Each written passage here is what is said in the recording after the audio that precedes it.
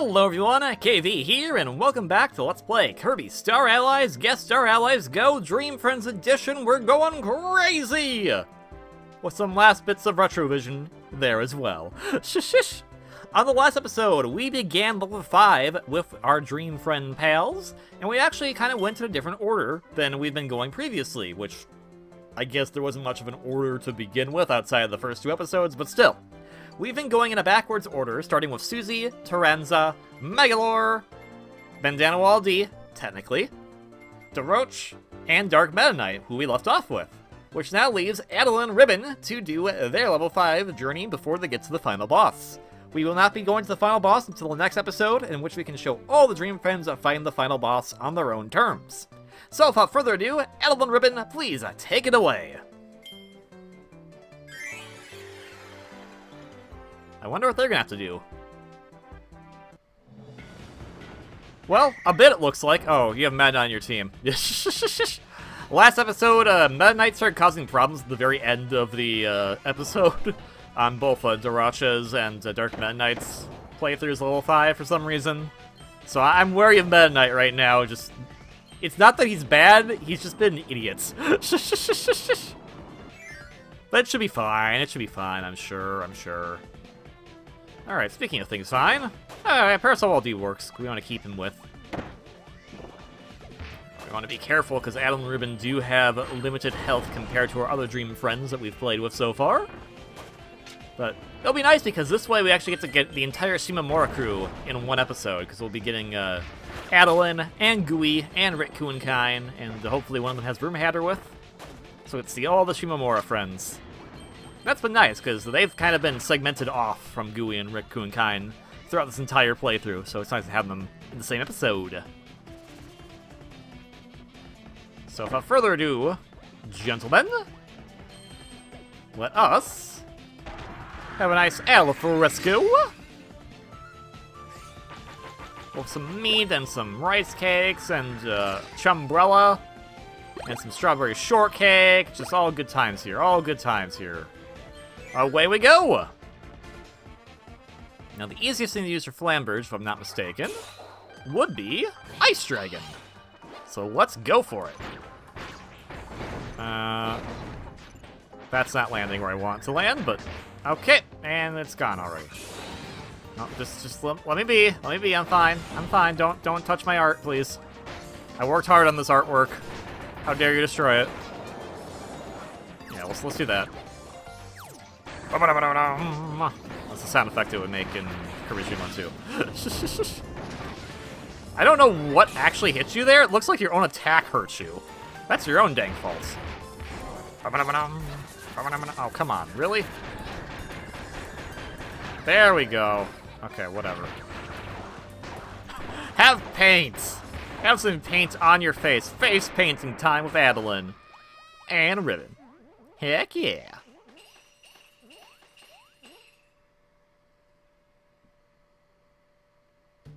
Okay, and they're gonna not have to go through the water section, which is the part I dislike the most. So this all works out just fine.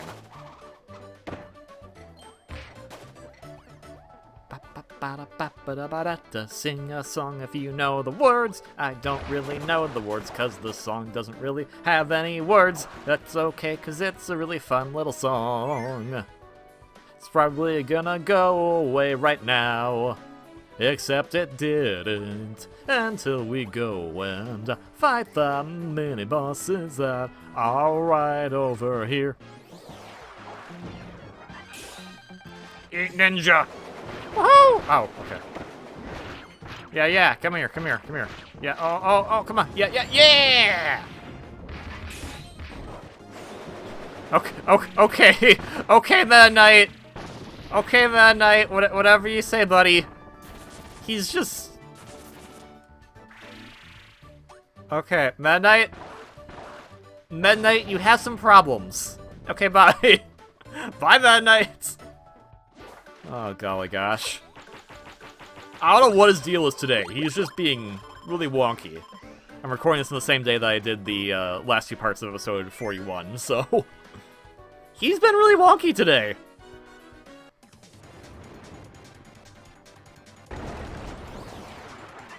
Alright, Ice Dragon away!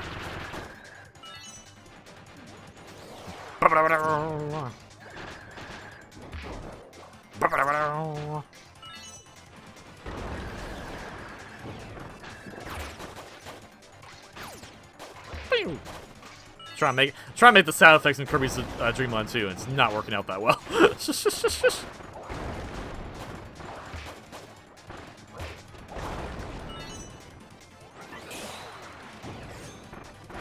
Right, yeah. Shoom. Shoom. Oh, come on. Yeah, climbs the walls, yeah! Just like it did in the original Kirby's Dreamland 2. Heck yeah. Also, that's hilarious that that's the down animation for it. Okay. Oh, it does a warp? Right, because why you could do a warp? Oh my gosh. I didn't even know we could do that. Okay, well, the more you know. Also, their slide is adorable. Holy cow. Alright, let's be careful now. Alright,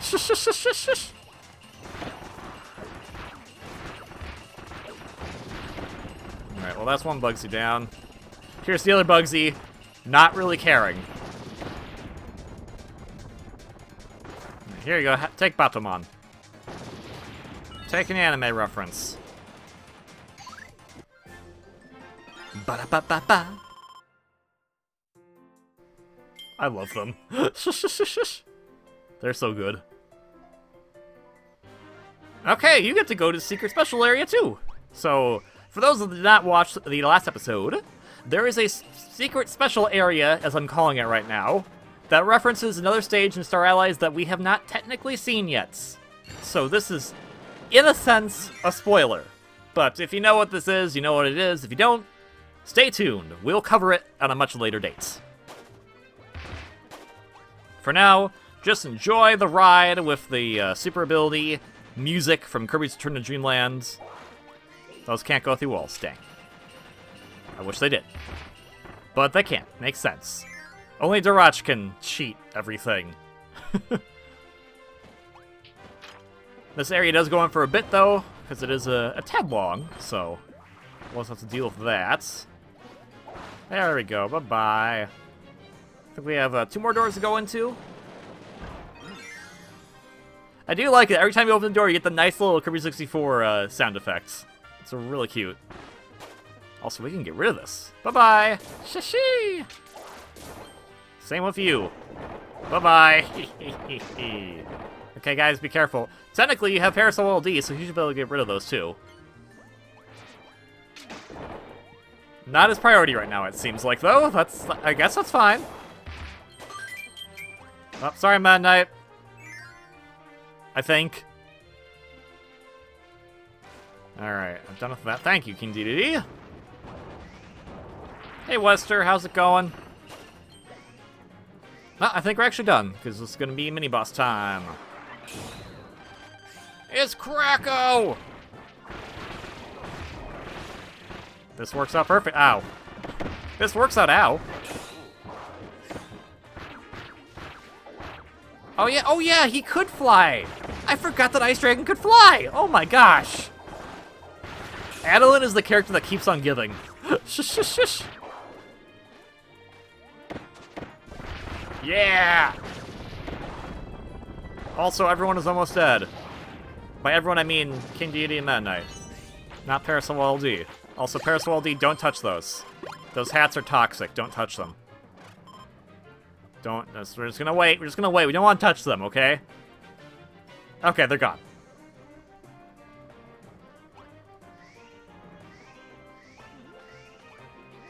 So, okay, is that like, so is that's a button on her ascot. Sometimes when her sprite's moving, it looks like it's like a necklace, but pretty sure it's the button on her ascot.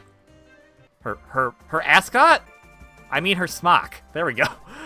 I know clothing, maybe. I don't actually, but maybe I do.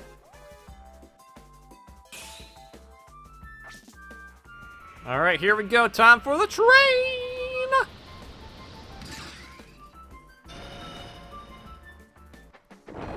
I mean, to be fair, I guess that's like coal and whatnot, like right next to her head, next to her brain, so I guess that's kind of painful, maybe?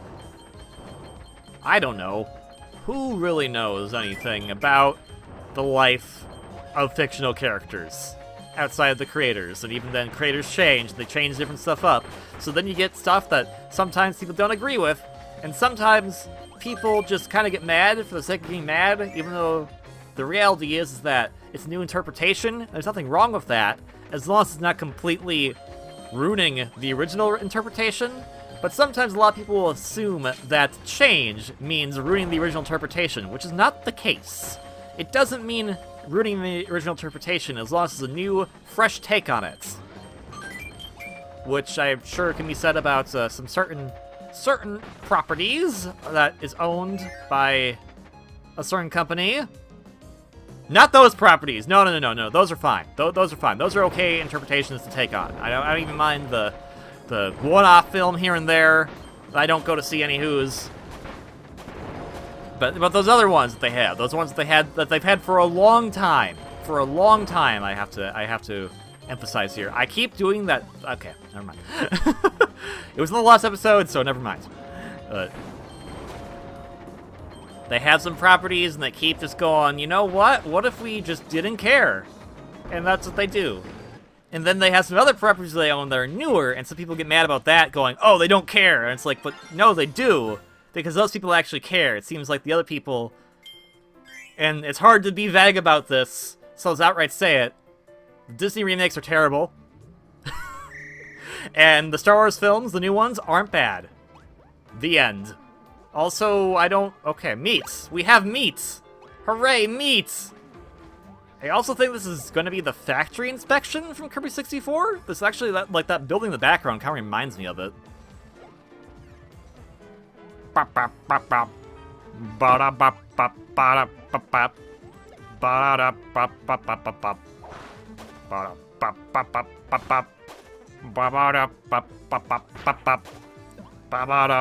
Go away, bird on.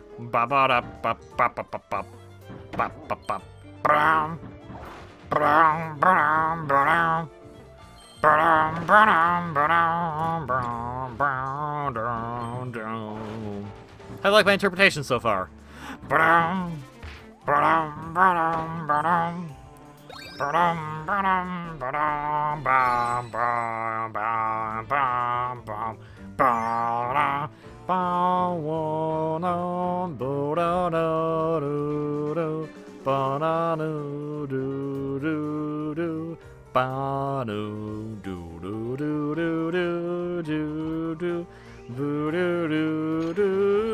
Holy cow, you get a Dream Friend Rod here? Aren't you a lucky duck? Well, then you know what who we have to get. Of course, our Lord and Savior. Bandana Waddle Dee. Dedede, do you have anything you'd like to say for the class right now? I'm sure you do. Are you gonna eat Parasol D? Don't do that. Midnight doesn't even approve of that, so don't do that. Midnight, you can say.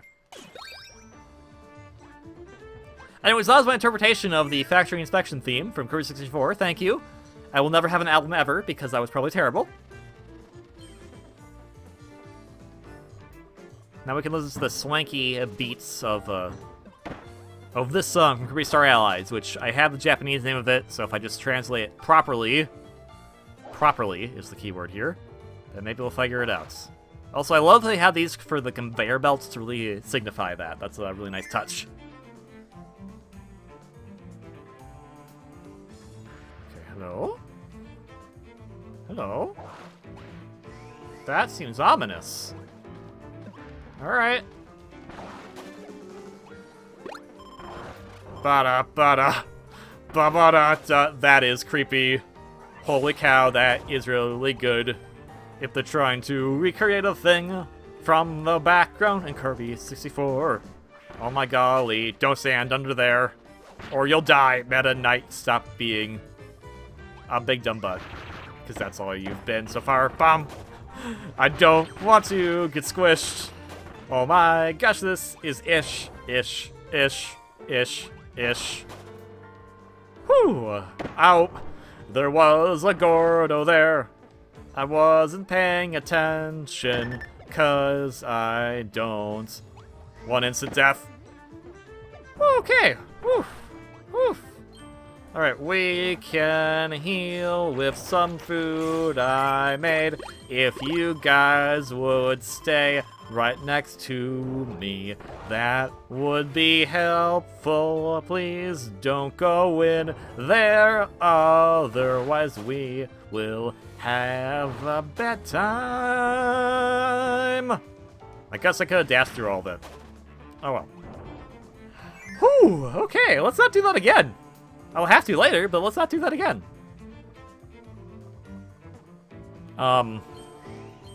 Okay.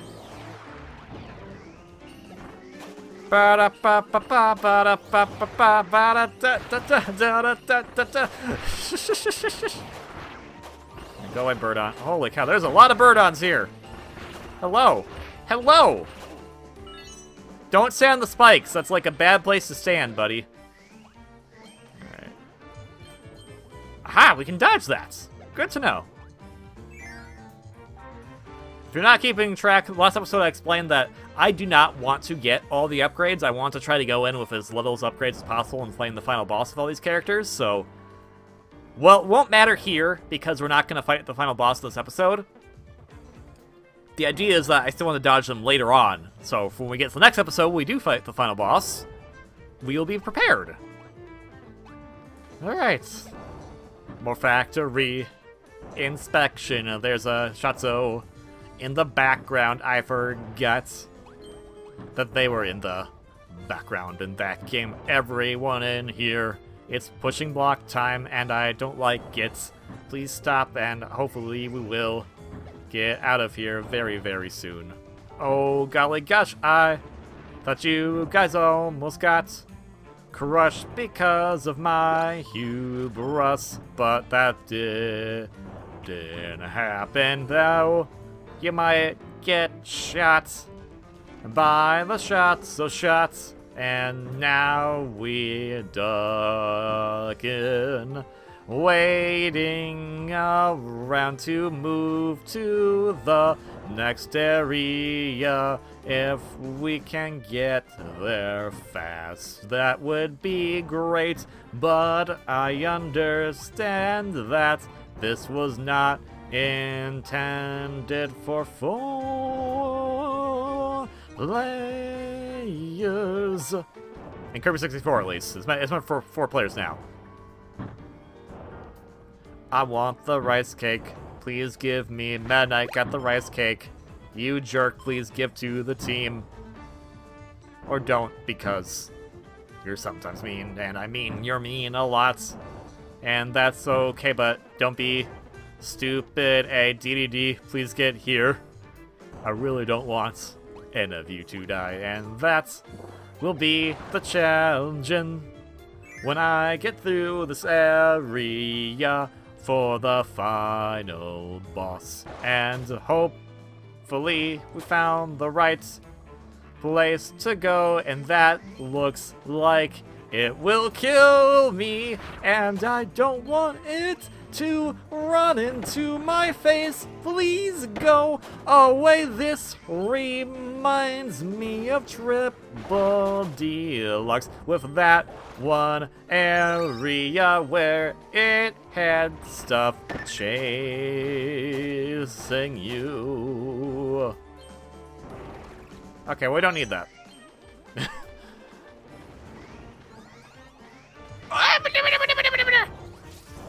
I don't know what sound effect I just made, but that's the sound effect I went with. Okay, okay, it's fine. It's fine. It's fine. Get out, get out. Get out, get out. Okay, okay, team, let's regroup. That's been a long first part for Dream Friends, but oh well. That's the episode we're gonna have Dedede Meta in it too, so oh well. I'm fine with that. As long as Retrovision is able to keep up, and we'll see about that. My goodness gracious. Alright, ooh, boy. Are we almost done?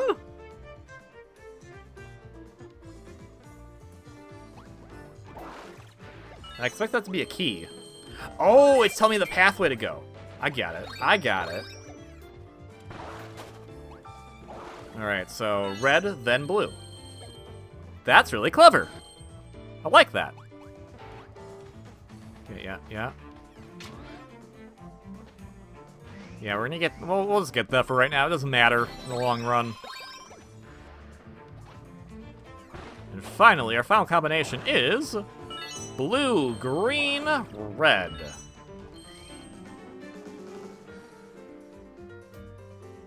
Blue. Green. A melon is green. And we want the red key. That's actually really clever. That's awesome.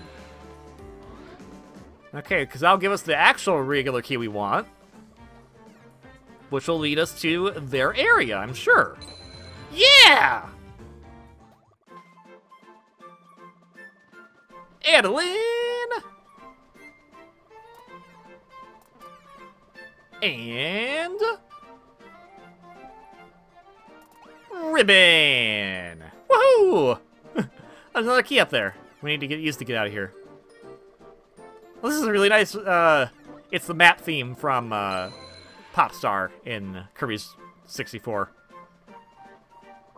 Okay, Dedede! You have fun down there! Yeah, if you don't have any speed upgrades, like, this is the perfect, running speed for her to march to it. That's really adorable. Yeah,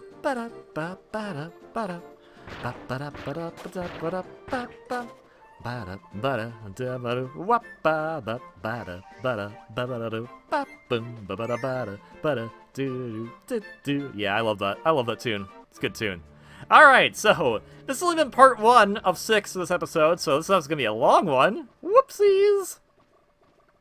But, if you watch episode 41, you'll know that we're gonna end right here, and the transition from this room into the next one will actually take us to our next dream friend. So, I will see you in just a quick flippity-flop when we go to do a Gooey's run of level 5.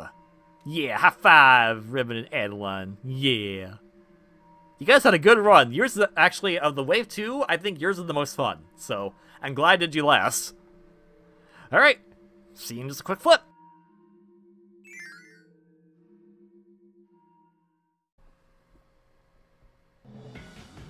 Alright, moving on to Gooey. This... okay. I was like, this looks new. It's not. I was bamboozled. I guess Star Lavadum is the home of the bamboozling. Also, I don't... can I... let's see. If I do this... I don't really think... how would Gooey get that? Because, I mean... we can have Coo turn us too clean, or kind for that matter, but how would we... oh, okay. No, it's more like, okay, hey. No, go, okay, no, oh my gosh, Gooey, come on, be nice to your friends. Okay, there, yes. But, oh, sure, yeah, that's, okay, there we go, that's what I wanted to do. Shush. We're not gonna go in there, but I just wanted to see if I could do it.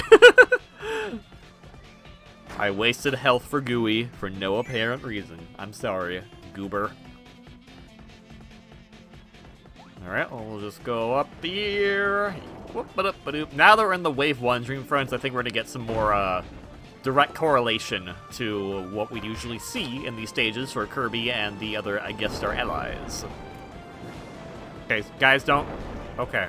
You guys are playing a fire there, quite literally. Glad you're okay, but don't do it again. Thank you. Okay, there we go. I was like, this gotta be it. Nope. Up we go. I like the fireball dash because it makes things... okay, well, it makes things go fast if you actually remembered how to use it properly. That's one thing, is you have to kind of do a double tap event every single time, because if you get in the air, it's like, oh... oh, wait, no. Yeah, so, okay, well, let's try that, okay.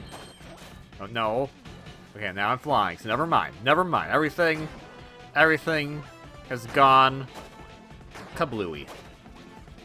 Kablamo, whatever. But hey, we got all of the Shimamura friends here. What more could you ask for? Hello. I have a parasol. I'm gonna lick. Lick is made of water, yes? put out fires by looking. Ow. Okay, don't, maybe not exactly that. But luckily, because we have Adeline Ribbon here, we can use them for health. Hooray! Okay, that doesn't go across the entire screen. I thought it did. I'm an idiot. But we know this already, come on. Shush. Hello, go with numbers. I mean, if you want to be friends, you can stay, but if you're not going to be friends, yeah, no. Listen to the cute little blue goober Muppet. Yeah, there we go, there we go. The cute, little, adorable goober Muppet wants you to not do that. Thank you. Have a nice day! Okay, well, we're just, okay, I got confused as to where we were at, and this makes more sense. I was like, where's the water section? I thought it was supposed to be Planet Mistine, but it's not, because that was earlier. I am thinking of Extra Planet Alpha. We're in Extra Planet Beta. Okay, well that was me being dumb. Well, luckily, that's why we have Adeline Ribbon. Okay, make sure they also don't die, because they got hurt a lot, and that's no good. Alright. Adeline Ribbon. Okay, almost. Dedede? Okay, I'll hit it. I'll hit it. Gooey doesn't make any fun rock shapes, so you know what? Okay, no, let's not throw. Okay, yeah, especially that. All right. No, stop throwing her. Okay, Adeline, get down here. There we go. There we go. Get you some food. Keep the great artist and her fairy friend healthy. And by healthy, I mean whatever the heck we're feeding them, because I'm not sure if it's healthy per se, but it's making them not die. So I guess that is a form of health. Maybe not the best health, but a form of it nonetheless. Okay, so here we go. We're just gonna hang down here. We are hanging down here, and now we have to go up because of spikes. Now we're gonna go down again and hope that nothing bad happens. I will just stay here because we're not gonna try to get any upgrades. We're just gonna sit down here and watch the day go away. Now we're gonna keep moving on and on. Thinking of... Okay, we're done. Okay, we're done. Used to other ones where it's like, oh, now we're gonna do more of it. Nope. Alright, bye-bye. Hey, Dedede, sing us a song. Sing us a song of your creepy clone thingamajigs that Susie made. And how much you want a giant cannon. I don't know if you actually want a giant cannon, but, you know, if you sang a song about it, we would know. I grew up with Renaissance Disney films. I know the power of singing through song to understand what your desires are. Unless it's a Disney remake, in which case then I don't understand, because usually, there's a few rare exceptions, but usually you're very off-key, so then it's very hard to understand you. Sorry to say. No offense to certain actors, but nope.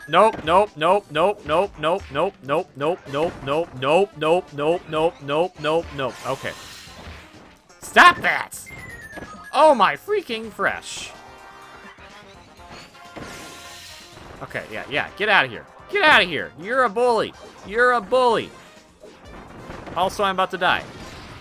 Okay, thank you. That hopefully helps, maybe? I don't know. Hooray! Okay. Yeah, oh, okay, I got pain on me too. Adeline. Oh, Snapples. Oh, Snapples. Okay, well, okay, we don't have Adeline anymore. Sorry. Sorry. Oh my gosh, I'm so sorry. I feel, okay. Well, it's not gonna matter in the grand scheme of it anyways. We're playing it old school now, before Kirby 64, I guess.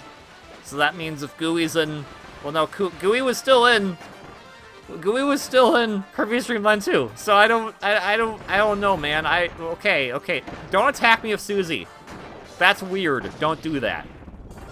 Okay, how you guys doing? I'm not doing too swell, but I hope you're doing, you got, blah, blah, blah, blah, blah, blah, blah, blah, blah.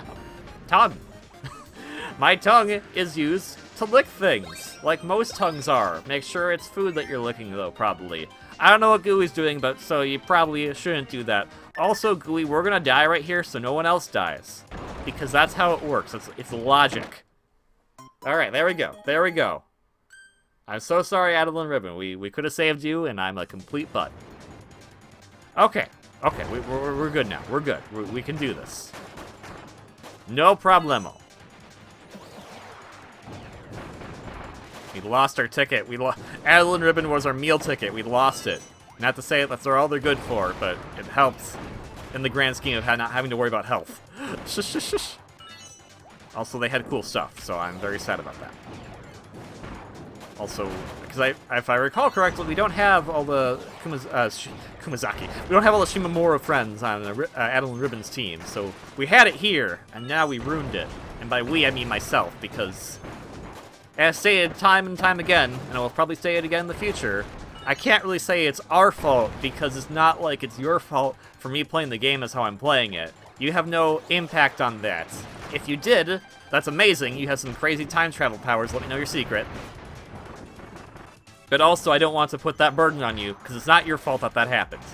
If a good thing happens, you can take credit for it. But if a bad thing happens, don't take credit for it, because I won't stand for that. Because you viewer, dear whatever name we're gonna give my viewers, because we haven't figured that out yet as time of this recording. You are great, and you should not have to be burdened by my failures. There we go. I figured out my sentence, eventually. It makes you wonder, like, how did they do Whose Line Is It Anyway? Like, that show was hilarious, and it's still on the air, and I should probably watch more recent seasons, but I haven't. So it's probably still hilarious, and you gotta think, man, while they probably have some rehearsals, that's still mostly improv. That's pretty amazing, man. That's pretty dang amazing. And what is Let's Playing other than, at least in my opinion, improv? Improv with a video game. Maybe kinda sorta. I mean, sometimes you have stuff to explain, but again, that depends on what you're seeing, so you have to improvise for when you want to actually get to that segment. You could have like a whole speech written out, but until you get to that segment, you can't use it. And what if the speech you've written out is too long, or too short? Then you have to think of something else to go with that too. So it's a game of improvising. Improv. I never went to an improv class whatsoever. My only contribution to theater was being on the tech crew, and also writing some plays that were all just like screwball comedies, which apparently is not a genre people like. But you know what? Screwball comedies are great. There's a great one. At least I remember it being great. Maybe it was only great because I had to watch it in school, but it's for a film class. And it was, I think it was called Bringing Up Baby. It's from like the 30s, and it's about this couple who isn't a couple, but one of them wants to be a couple. It's actually the girl that wants to be a couple, so I guess that's somewhat progressive? I don't know. It's probably not progressive whatsoever, considering the time period. But anyways, they're in a zoo or museum or something, and then they let loose a leopard. Because, you know, that's what you do on a date. You let loose a leopard. And so the entire movie then becomes about how they're going to be the parents to this leopard, which they do not own. And I know it sounds really stupid, because it kind of is, but also that's what makes a great screwball comedy. It's very stupid, but it also just seems like, okay, they're probably laughing their butts off between takes, and that's how you know the quality of maybe stuff. Maybe not always the same stuff, but some stuff. Anyways, train. We need to get okay, Ghibli, how you go? But then that brings me to another thing, when I had to watch another film in high school, and that movie was $1 Million Baby, and I got that confused, so I thought we were going to be watching Bringing Up Baby, and $1 Million Baby is a more recent film, and that is not a comedy! So, oops.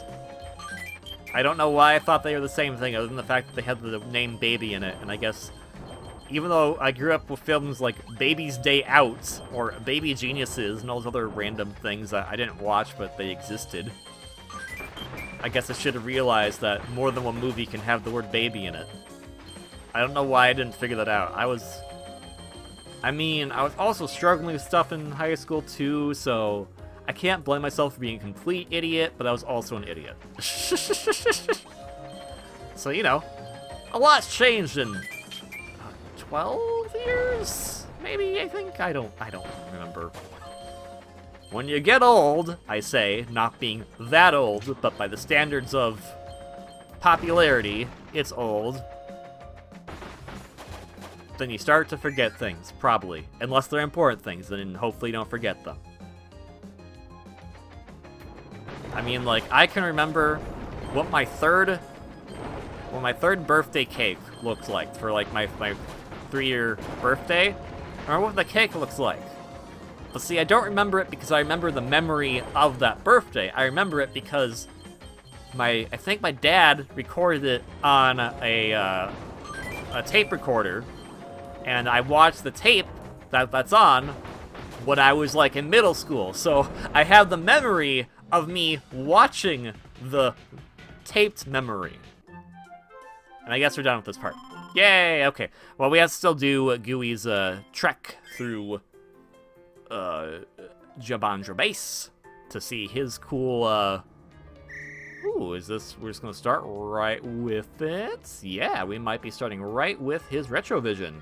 Heck yeah, oh yeah, this definitely looks like, okay, hey man, I'm having a conversation here. Stop. You know, those great one-way conversations where unless you respond in the comments, it's not really a conversation. Also, you're like responding by a huge delay because this is probably not going up until mid-June, if even that. Sorry.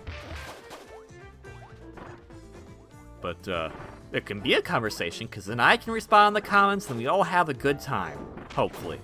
Anyways, to close out my other thought, I remember stuff that aren't necessarily memories, but they're recorded memories from me watching them, which is weird if you think about it.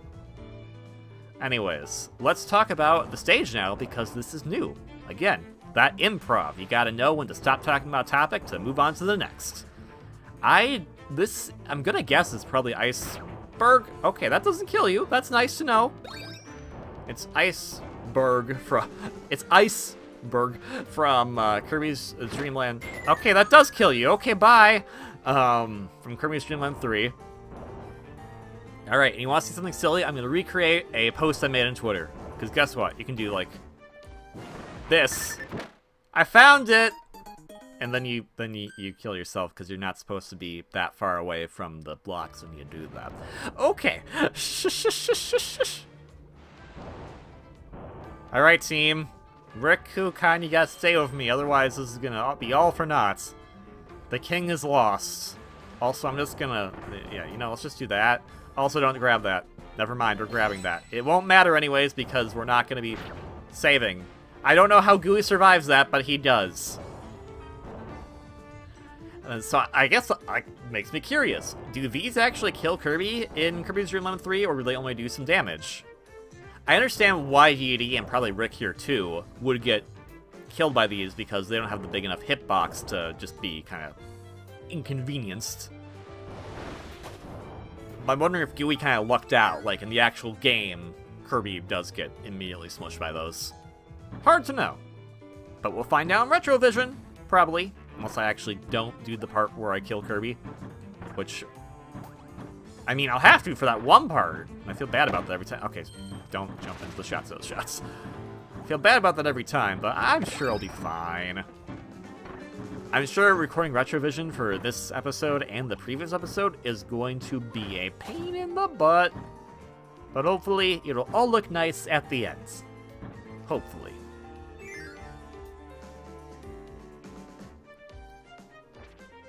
Oh, okay, we have a scrolling section now. Oh, that is actually very unique. I don't think we've seen that at all in this game, and so to see it now is really nice, especially because scrolling sections, from my recollection at least, were made very popular by Dreamland 2 and Dreamland 3. Like, they're the ones who really utilized it the most. I think there might have been some in...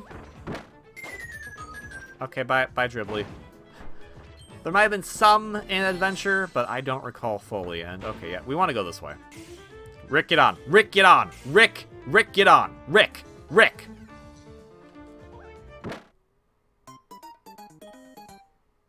Okay.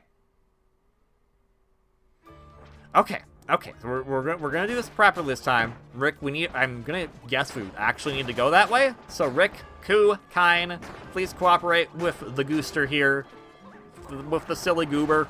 We need to do this the proper way. Okay, don't jab me with your jabbers. Okay. So give myself plenty of time. Rick, get on. Rick. No, gosh dang it. Okay, on. What are you doing? All right, get over here. Get over here. Okay, we made it. We made it. We did it. We made it here. I like that these aren't the usual blocks, and we already have the speed upgrade in this area, so we don't need one here. The one thing that I do dislike, and I understand why, because this is Wave 1, is that the music that you hear for the Wave 1 Dream Friends are not any remixes. These are... I've never seen Gooey do the idle animation. That's kind of creepy. These are all original songs from their respective games. So this is actually one of the Choose Friends theme from Kirby's Dream Land 3. Not a bad song, just sad it's not remixed. Hey Rick, we lost all of our friends going here, but I hope that's okay. We're gonna go and now be the boss, except not really, cause it's for the next episode, and I could not sing that song whatsoever well. Alright, here we go. So, as you know the drill, we're gonna go on that door, and then I'll see you with the next Dream Friend, which will be Marx. Whee! Yeah, see, that's what I'm talking about. You have to keep doing it. You have to keep doing it. Alright. Alright, this has been a really weird part, but hopefully this weirdness will either subside or continue into the next part. Who knows? See in just a quick flippity flop? Or hippity hop. That idle animation is really creepy. Gooey, you are an enigma.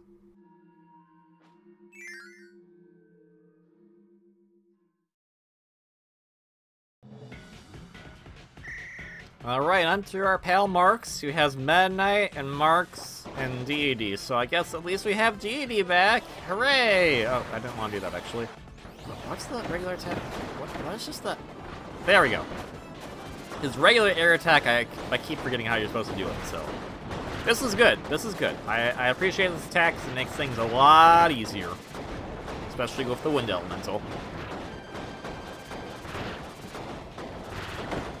So, if I haven't said already, everything that we're doing at this point, outside of Dedede, which I don't think will be much difference, is not blind. Because I've done all the Wave 1 and Meta Knight runs right, yes.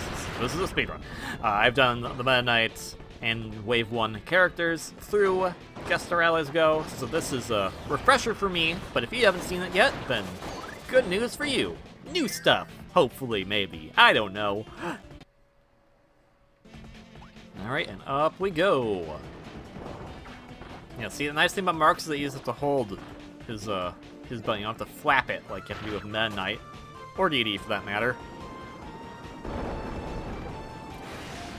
Okay, guys, you had one job. Avoid the fire. You missed out on that one job, which was to avoid the fire. But, you know, whatever. Alright, I have to be in the air to do the air dash. No. Oh, come on. In the air. I was in the air. No, I don't want to do that. In the air. In the air. In the air. In the air. We are in the air. Except not there. Because that was square. With their fanfare. Of stuff I don't say for dare. I wanted to rhyme dare, but that was not going to work out. Anywho, Safe Flying Birch, how's it going? I have spikes. I have all these fun attacks to do from boss to boss. How are you doing? If it was a contest of adorableness, Flamberge, you would win over Marx, because Marx is really creepy. But let's be real, Marx is creepy. But if it's in terms of how much Marx can just spam one move and be a jerk, I guess Marx wins that fight. So, sorry about that, Flammy. Talk to you later, maybe. I will. We have 3 more characters to go through with this. Oh, you get to do this part with your ball. That's great. I swear, if Kine, Rick, and Coo do not get this section, I'm going to be like, okay, what the heck? At least you can aim your ball downward. I didn't even know you could do that.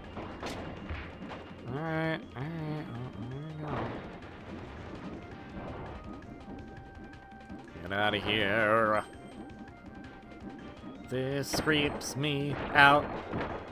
Well, there goes the other Marx. There's only one true Marx now. It's always the small characters. They get caught in that little crevasse, and they just go, guess what I'm not going to do today? Live. And it's like, I don't want that to happen, but also they did to themselves, really. I will actually say, like, I'll go on a limb here, and this is going to be a controversial statement, but I don't think the AI in this game is that bad. It's just when you get to, like, little small things like that, when it's kind of like, okay, I don't know how you would program the AI, per se, to, like, know, hey, don't go up this right now, because that's going to kill you.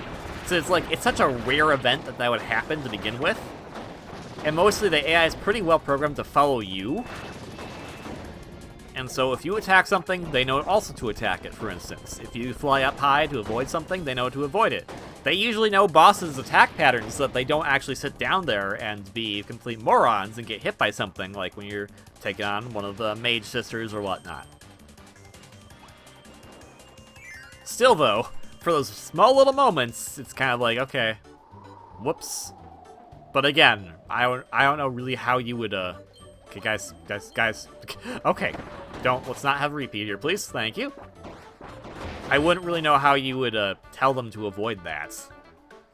Because there's such little time to react, and because they're trying to catch up to you, from their, like, tracking point of view, because you haven't activated the bomb wall yet, they're looking at it and saying, oh, okay, this is the only route I can go, so I'll have to go this way. So that's why you have to speed up to make sure you keep them along with you.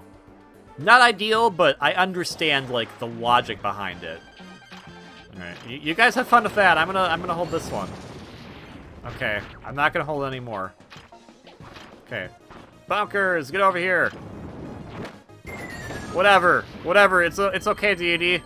Marx knows CPR. How he learned that, I don't know, but he knows it. I'm not sure how he does it with just 2 legs, but he does it. He was Splat Tim before Splat Tim was a thing. Okay, this is dangerous. This is so dangerous that I am just gonna, yep, they're just gonna, see again, AI is smart. They says, okay, why is he standing in the lava? We're not gonna go in the lava, but we'll stay right next to him. I mean, sometimes they do go in the lava, but that's usually because you're going so fast they just go, I gotta keep up, and they run into the lava. Also, we have no way to make wind anymore, which is problematic. But I don't think we had a way to make that for a while in the first place, so never mind. Sure, you know what? Ness, come here. No, okay, you know, Mad Knight? Well, I'm trying to have a good time. Man. You gotta ruin it. Don't do that, man. Have I ever met a knight? I have.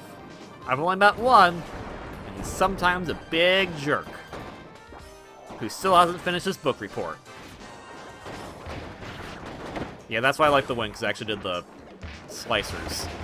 And the slicers are the important part, because that's actually more of the interesting attack that he has in the game, in his boss fight. So Vanilla Marx actually is kind of bad. Not, like, terribly so, because we took care of the mini-boss, no problem, but if you want certain types of attacks, you really have to go for the elemental Marxes. Alright, hello. I guess this works. That face he makes is just so creepy. But if I was looking up and I saw that face on me, I'd just be like, okay, who are you? Get out of my house.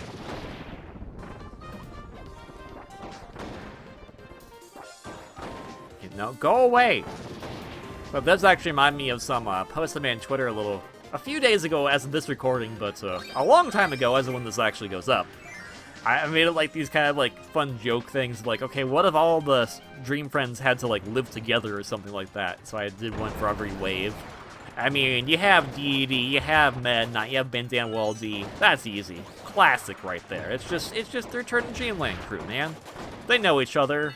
Midnight's probably still trying to read his book. Dedede's probably hatching some kind of fun scheme with his compatriot, our Lord and Savior, Bandana Waldy. The one I had for it actually came out of the idea because I wanted to do one for Wave 3, but the one I had for Wave 1 I think was my favorite, because it's Gooey and Rick, Coo Kine all talking like, oh yeah, remember we defeated Dark Matter, and I didn't know Marx could roll on that too. Remember we all beat Dark Matter, and all that's good stuff, good times, and then it goes to Mark. Who are you people? Get out of my house. Because Marx doesn't know them. He doesn't care. I think the Wave 2 is Dark Midnight and Durach having a treasure hunting contest. Meanwhile, Adeline wins by doing nothing. And by doing nothing, I mean by doing a lot, because she just keeps painting the same treasure chests, and because her paintings become real, she wins by default by having the most treasure chests. Good on you, Adeline and Ribbon. And then Wave 3, that's the one I wanted to do, because it was like... It was funny to me. I think the Wave 1 is probably still funnier, because just cuts to Mark, get out of my house. Cuts to Mark, cut to Marx. Blech. But, the Wave 3 one was, Susie and Tyranz are talking, and Susie's like, my dad's dead. Tyranz is like, oh, my wife's dead! We have so much in common! And just, Susie deadpan, I killed him. Tyranz, I didn't want to do that to my wife, but okay. The Megalar. Hey everybody, who wants gem apples? I just thought, you know, they have... Susie and Tyranz have something to bond over. Maybe not in the same way, but they have something to bond over that's very similar. And then there's Megalar, who just gem apples. I still think that Marx Get Out of My House is great, though. Patting yourself on the back is sometimes okay, because if you enjoyed it, then good for you. But also don't overdo it, because then you're a gloater, and no one likes that.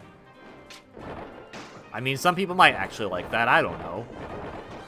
But it is frowned upon in most circles that I am familiar with. If you're not in one of those circles I'm familiar with, then I will... Do you want me to gloat more? I actually don't want to, because that makes me feel bad about gloat. Which, okay, so I think we touched on this a while back, but that whole competition thing again, and how I'm not very competitive and whatnot, yeah. I don't like gloating because it makes me feel like I'm trying to act superior to others, and I often accidentally or sometimes on purpose do that, and I actually feel really bad about that after the fact, so I'm like, I don't like to, if I can help it. Sometimes I will just do it because I have an opinion, and I don't agree with another opinion, and we have not... I think we as a society really need to figure out a better way of how to express our opinions without trying to get people super upset about them. And I am at fault for this as well, obviously. Because someone mentions a certain game and I kind of go, that game is terrible, why do you like that? And you know what? Shame on me. I should not be being that little piece of crap that says that. Because that's just not nice. But then sometimes I'll like mention something like, okay, yeah, you know, if I've never mentioned this publicly, I'll mention it right now. I don't think Gen 4 has good music for Pokemon. I don't think the Sinnoh region has that great of a soundtrack. I'm sorry, that's my opinion on it. I'm not saying you're wrong for liking it, but I don't think it's that good. You can't really change my mind on it at this point because I've tried to listen to it and it just always comes out just like, eh. I don't understand why it's so beloved, but if people like it, that's fine. Now, if your reaction to that is then to go, you're wrong, okay, but see, here's the problem. We need to think of a good way to have constructive talks about this, rather than just going, you're wrong, and instead kind of going, okay, I might like this more than you, and you might dislike it, but that doesn't mean our opinions are invalid. And I feel like I have a broken record on this at this point, maybe, sort of, but still, I feel like we as a society have not really gotten to that level yet as how to really discuss kind of that discourse in a way. And I'm sure, like, some people have achieved that, and good on you. We need more people like you.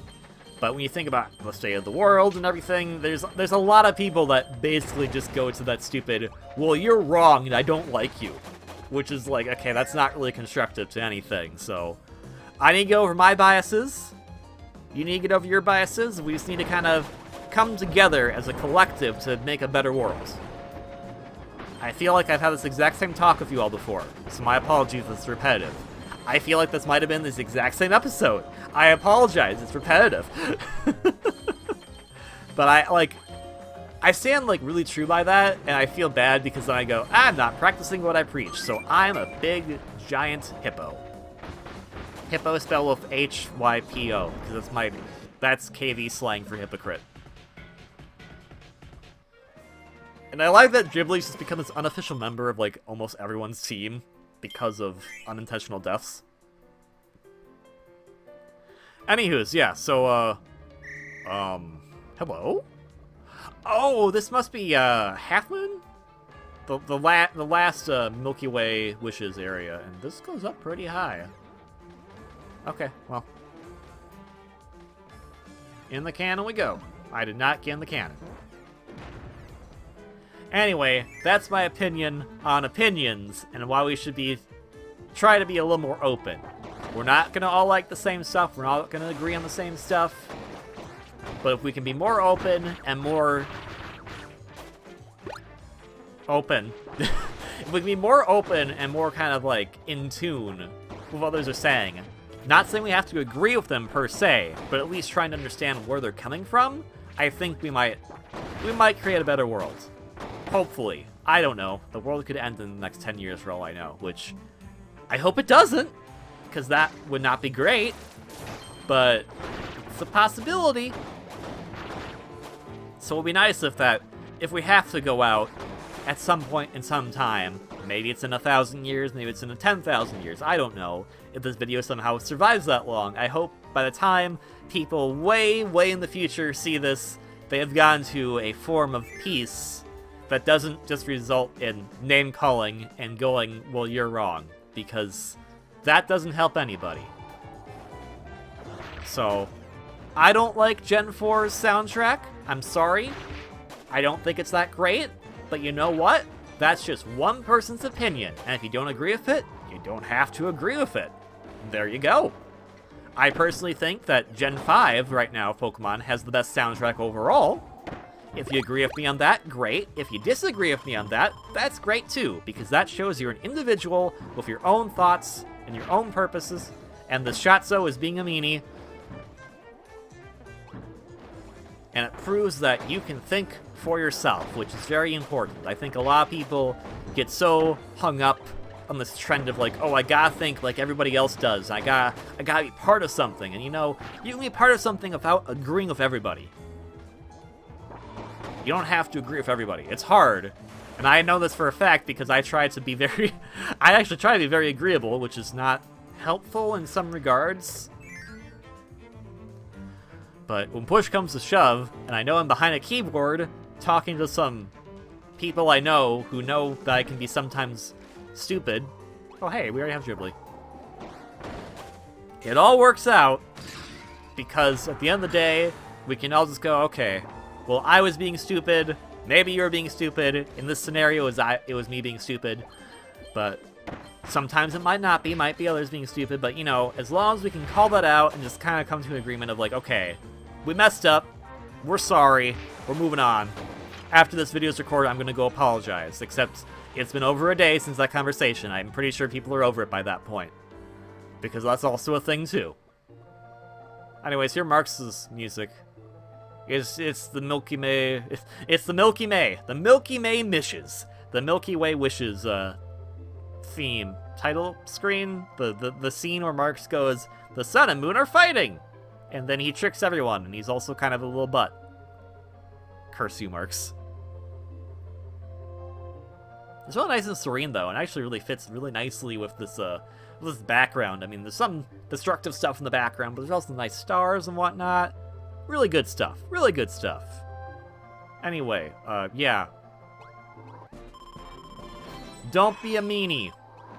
Have your own voice, but know when it's okay to use your own voice and when it's okay to back off, because a lot of people don't really understand that. And I'm sorry, because I'm also probably one of those people. Even I say stuff like this, and then I go and act something differently. So, do as I say, not as I do. Which also applies to me, in which case I need to do what I say, not what I do, so then eventually what I do becomes what I say. That made sense. Anywho's. Yeah, Mark, sorry, we kind of like talked over your Retrovision stuff, but it was Half Moon. Like, the nice thing about using this particular style for the stage, it really fits as to what Milky Way Wishes looks like for Half Moon, so by all intents and purposes, it's an HD recreation of Half Moon. Like, it uses very similar assets and whatnot that were just like, you know, put into the Kirby Star Allies style. As opposed to the other Dream Friends we've seen so far where it's like, okay, well, Iceberg wasn't made of moon rock. Pretty sure, the factory wasn't made of moon rock, but whatever. Anyways, moving on, let's go to Rick, Coo, and Kine, my favorite pals, my favorite trio, and hopefully I'll think of something that's not so depressing / degrading to myself and unintentionally you, the viewers. My apologies. Okay, let's think about positive things going into this next part. Flippity flop.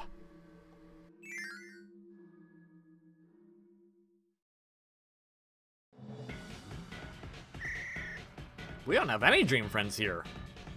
Whoopsies.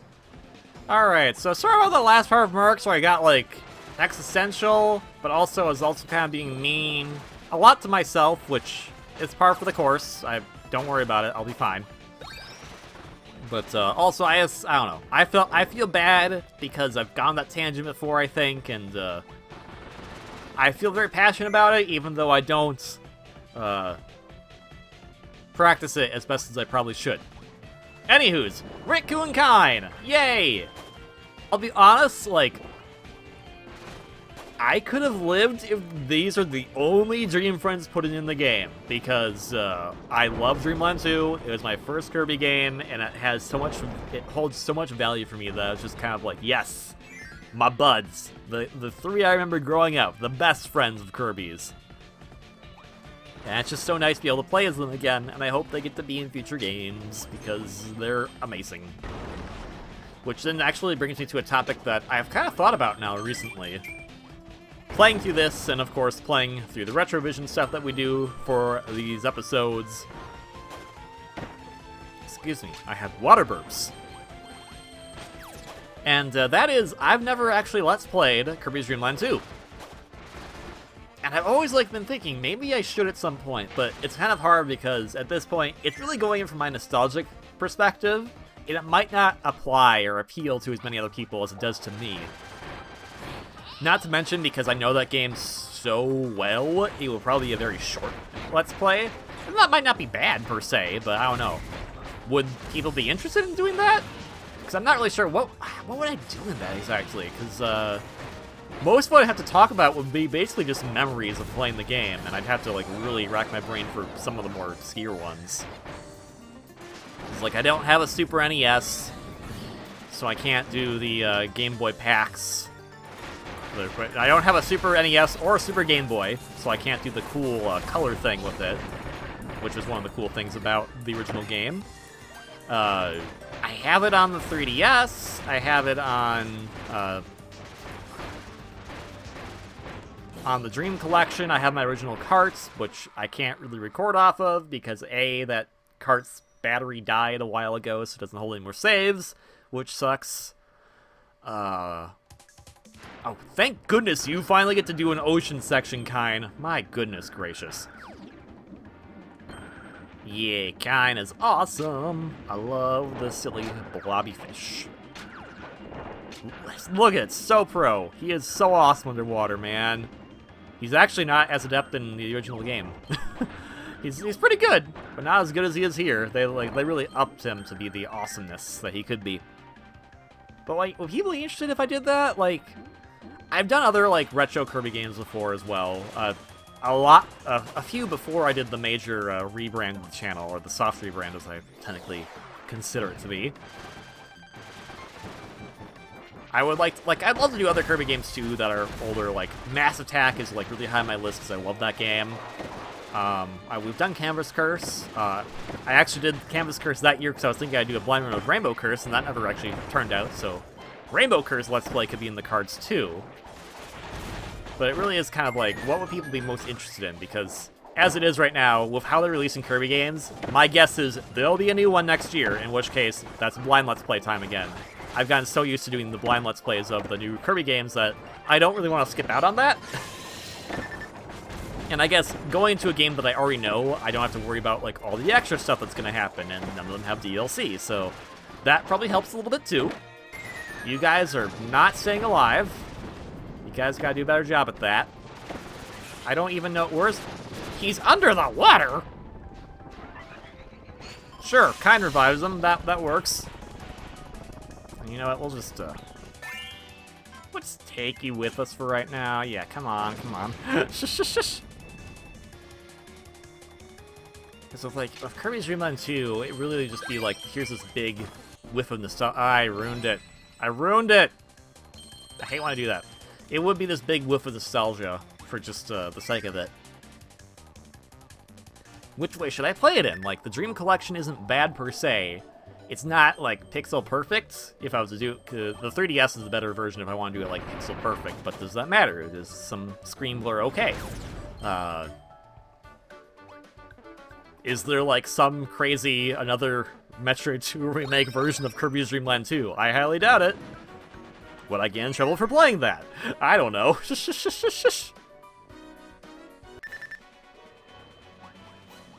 that would be something, because again, that's like, it's a really nostalgic game for me. I don't know how good the commentary would be on it, but I love Kirby's Dream Land 2. I still love it to this day. It's a fantastic game. If you have a 3DS, I highly recommend getting it on the eShop. If you're able to somehow get a copy of Dream Collection, sure. If you're able to get a copy of the original game with a working battery, also sure. I'm actually trying to think, what would be more rare, the original cart for the Game Boy or the Dream Collection? That's an interesting thing to look up. Oh, feature me! Most random thing, but look up. How rare, and go off prices, because prices will pretty much determine the rarity. Like, how more expensive is Kirby's Dream Land 2, the original, versus Dream Collection? So I'd be curious to know that. But honestly, ideally, and I mentioned this earlier with Adeline, I kind of just want them to do a full-blown remake of all the Shimamura games. Have them all in one consistent style. I think the Dreamland 3 style is freaking adorable. I'd love to see Kirby's Dream Land 2 in that style. And just do a remake of it. I mean, I know some people kind of go like, you know, I don't really want one-for-one remakes. Like, it seems like they're going to be doing it for Link's Awakening. But, I'm honestly okay with that, because if the game's been out, it has been not re-released for a long time, and I mean, obviously there's Virtual Console and stuff, but barring that, we're thinking of like a completely new generation of people playing the game, then yeah, I think it's okay to do almost a near like pixel for pixel remake in a way, because I mean, obviously you're not gonna be able to do it if you're using like 3D models and whatnot, but still. Superstar Ultra, I think, is a great example of that, because it's actually a very good remake. It's almost, again, pixel for pixel, what the original game was, but with, in my opinion, better Kirby sprites, because I never really liked the look of Kirby in the original Superstar. And it has some extra stuff thrown in there, too, so, you know, with a little extra stuff, too, I think it works out nicely. So yeah, just remake all of them. Have them be one consistent trilogy of all the games, like just kind of goes through the whole Dark Matter saga. I think that'll be great. Just so everyone, because then my whole point for that is then if there's a remake of Dreamland 2, then like, aha, I'll play the remake, and therefore it's still technically a new Kirby game blind, but it's also a trip down memory lane while still being new enough that it's not just me like, I remember this from this. So try like, what are like interesting stories I have about Kirby's Dream Land 2? Like, I beat it in a parking lot. I beat the full game, the true ending. I beat in a parking lot. And see, this is the kind of commentary I give for the Let's Play. If I'm going to give it out right now, then there's no point, right? Shush, shush, shush, shush. By being in a parking lot, because my brother was coming home from camp, and we were waiting for the bus to bring my brother home from camp, and that's when I beat it. Great story. I originally thought Dark Matter was Kermit the Frog, because you have that ending, the original ending sequence, the bad ending, per se. It shows off the entire enemy list in the game, and it shows Dark Matter at the very end, but it gives a question mark and an exclamation mark for it. You don't know what that is, and because you can't, like, in the Game Boy sprites, you can't really tell where the eye is on Dark Matter that well, I'm just like, oh, okay, it's Kermit the Frog. Because it looks like it has, like, his cowl. So that's what I thought about. I'm pretty sure it's not what you call a thing on Kermit the Frog, but I'll just call it a cowl, because that makes sense. In my head, at least. But yeah. And then, of course, like, there's some rainbow drops in that game that do take a lot of setup to get. Do I go in doing it perfectly, or do I, like, we'll go back to the rainbow drop later when it's easier to get? And do I go for true 100%? Because here's the thing. If you beat Kirby's Dream Land 2, it has, there's the bad ending, and then there's the true ending. Even with the true ending, it's only 97% complete. To get a true 100% in Kirby's Dream Land 2, you have to get max score, which is the silliest thing ever, but that's how you get true 100% in Kirby's Dream Land 2. And basically, in order to do that, the best way to do that is just to farm the final boss, because it gives out the most points. And eventually you'll max out your score, in which case every time you kill an enemy in Kirby's Dream Land 2 after getting max score, you just get extra lives. It's hilarious, because you basically just go, I got extra life, I got an extra life, I got an extra life. Also, oh, what? Yeah, there we go, Rick wall jump, yeah! Yeah! Yeah! It's adorable. It's hilarious as to, like, the outcome, because basically, because I think, like, during the Dark Matter fight then in that game, during certain attacks, it's just like, I got an extra life. And so you'll never run out of extra lives after getting max score, which is hilarious. So, eat your heart out, Mario 64. Kirby's Dream Land 2 beat you to the punch 1 year before that. And then, in doing so, you also unlock the sound test, which is a staple of all Kirby games. All Kirby games pretty much have a sound test. I'm trying to think, which Kirby games don't have a sound test?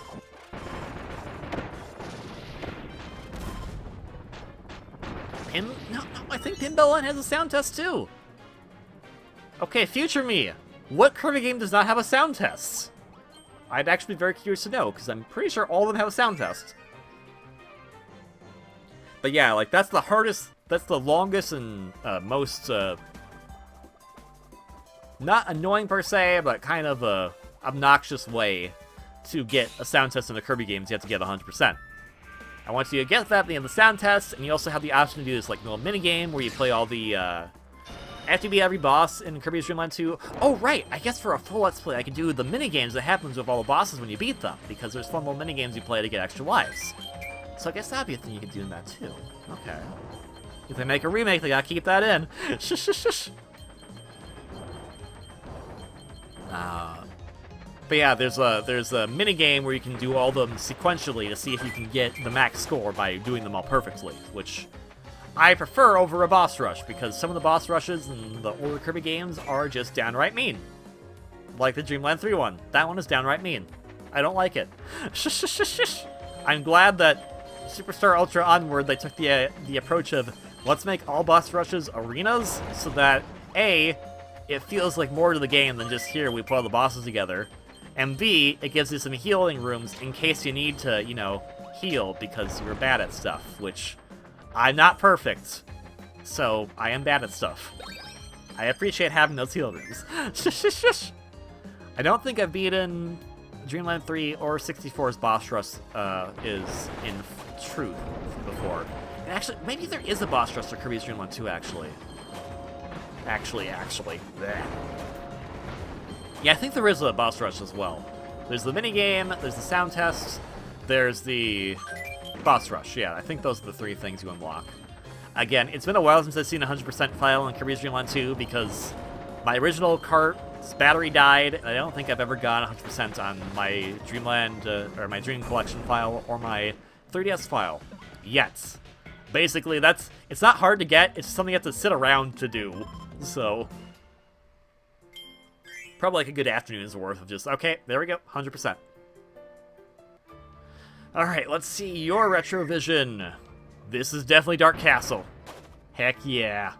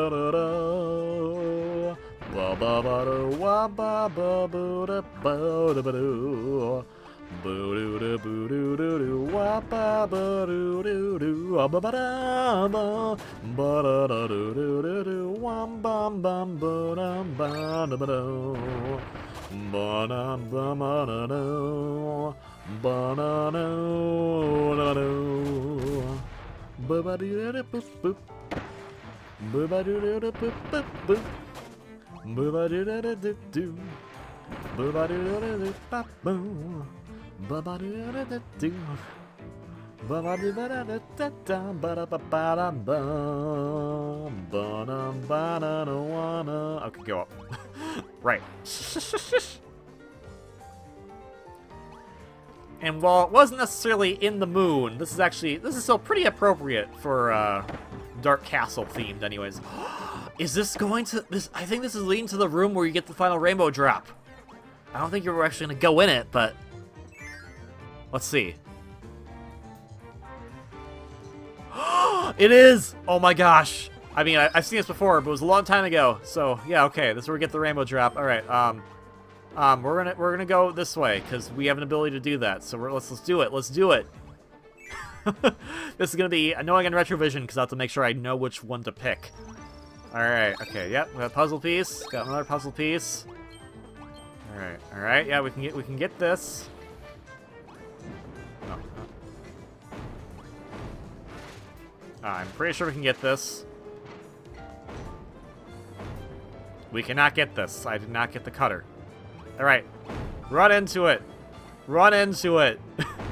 Run into it. We're gonna... Yep. Bye, Papa Bros Jr. Actually, no. Papa Bros... Yeah, bye, Kawasaki. We don't need two Kawasaki's. Thank goodness that thing's on fire. Alright. Alright. Okay, we're gonna get this. We're gonna get this. Okay? We're gonna get this. We need to, Where is, There we go. You, we need you. There we go. Right, but we don't need two Chef Cow. How do we keep one of them? Okay, whatever. Sir Kibble, here we go. Alright, alright. Sir Kibble, raise your blade in the air. Sir Kibble, get over here. Sir Kibble, get over here. Sir Kibble, what are you doing? Alright, alright, alright. Okay, here we go. Alright. Sir Kibble. That is not what I wanted to do in the slightest. There we go. Alright, Sir Kibble, let's get it. Let's get it. Yeah! Let's go get the rainbow drop. Alright, what's next? Oh, you know, I have to memorize what happened in Kirby's Dream Land 2. Alright, we have wind. We can get that, I think.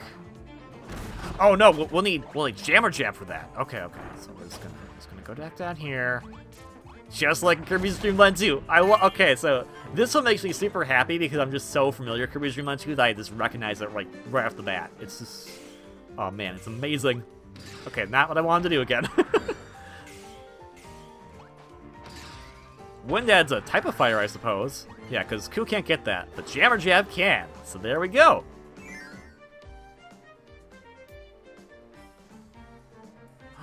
Did we do it? Did we do it right? Yes, we did. And they have the biggest room because they have all three names, so... Rick and Kine and Coo.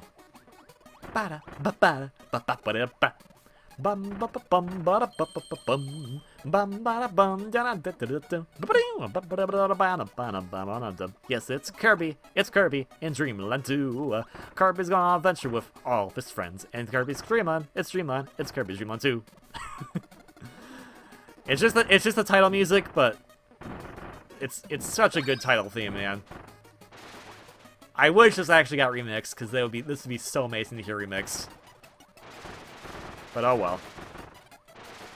I'll take what we have. The retro, so if I'm thinking about all the retro eras we've gone to for Jambandra Base. I think Tyrannosaurus was pretty good from what I recall of it. Susie's pretty good too. Megalor's is really good. Dark Meta Knights, from a technical standpoint, is good, but I don't really care for it as much. Adeline Ribbon, also pretty good, but yeah, I think theirs is still the best, and I think, again, that comes from nostalgic value. I have so much nostalgia for Dreamland 2 that I'm just like, I recognize this is so amazing! So, I'm glad I chose the order I did, to do this in backwards order of when these characters were introduced. Because it saves one of my favorites for last. Alright, guys. Let's move on ahead.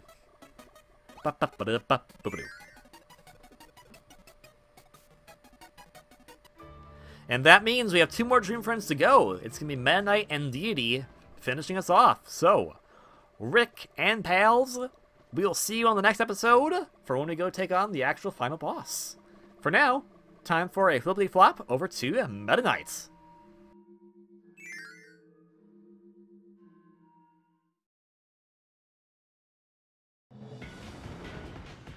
Oh yeah, we have the Meta Knight squad here. Heck yeah!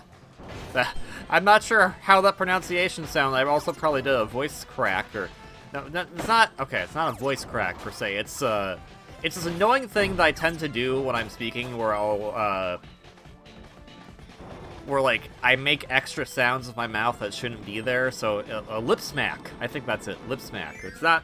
I mean, it's not technically a lip smack, but it's kind of like one, because it gives that extra sound and stuff. Anyways, hi, we're playing as Meta Knight now. We're almost done with this episode. It's sad to be done with all the Dream Friends, but hey, you know, all good things have to come to an end eventually, and I'm sure the almost 300 hours I've racked up on playing this game would like to also say, hey, that's a lot of time you spent with this one game, and I'm like, yeah, bring on the next Kirby game. So I think at this point, and we'll see, because there are still things that I'll be seeing for the first time in episode 44. Oh, actually, and technically 33. Technically. I'll tell you why. Hey, I gotta be careful. Hey, do you want to be friends? We have Chili here, but we don't necessarily need Chili all the time. In fact, I have not been careful at all, so I'll let Green Meta Knight take care of this, the Luigi Meta Knight. Okay. Oh, Snapples, Snapples, Snapples, Snapples, guys, thank you. Okay, there we go, there we go. Whew, whew. Okay, Chili, you're supposed to not being here, so it all works out. I'm getting careless. It's also Meta Knight. I'm not sure what that actually means, but I feel like sometimes saying it's also Meta Knight just helps soften the blow of something. What that something is, I don't know, but it's probably me being a dumb butt. Anywho's, what was I saying? Oh yeah, so there'll be new stuff technically next episode for 33. I'm really excited to record that episode. I'm hopefully going to record it in the same batch as I'm recording this and the King Dedede part. So I'm really excited, and I hope you're excited for that episode too. And then we'll get to episode 44, and we'll finally, like, the crazy thing I think that's been about this part of the Let's Play, the like the post-game part of the Let's Play, I suppose. In a way, because I think it's all like part of one big main game. But is that how I've done all these episodes? I've purposely tried to like kind of connect them in some way, so. And I think I've mentioned this before, but it's basically so that the episode total doesn't outreach what the episode total was for the original Let's Play.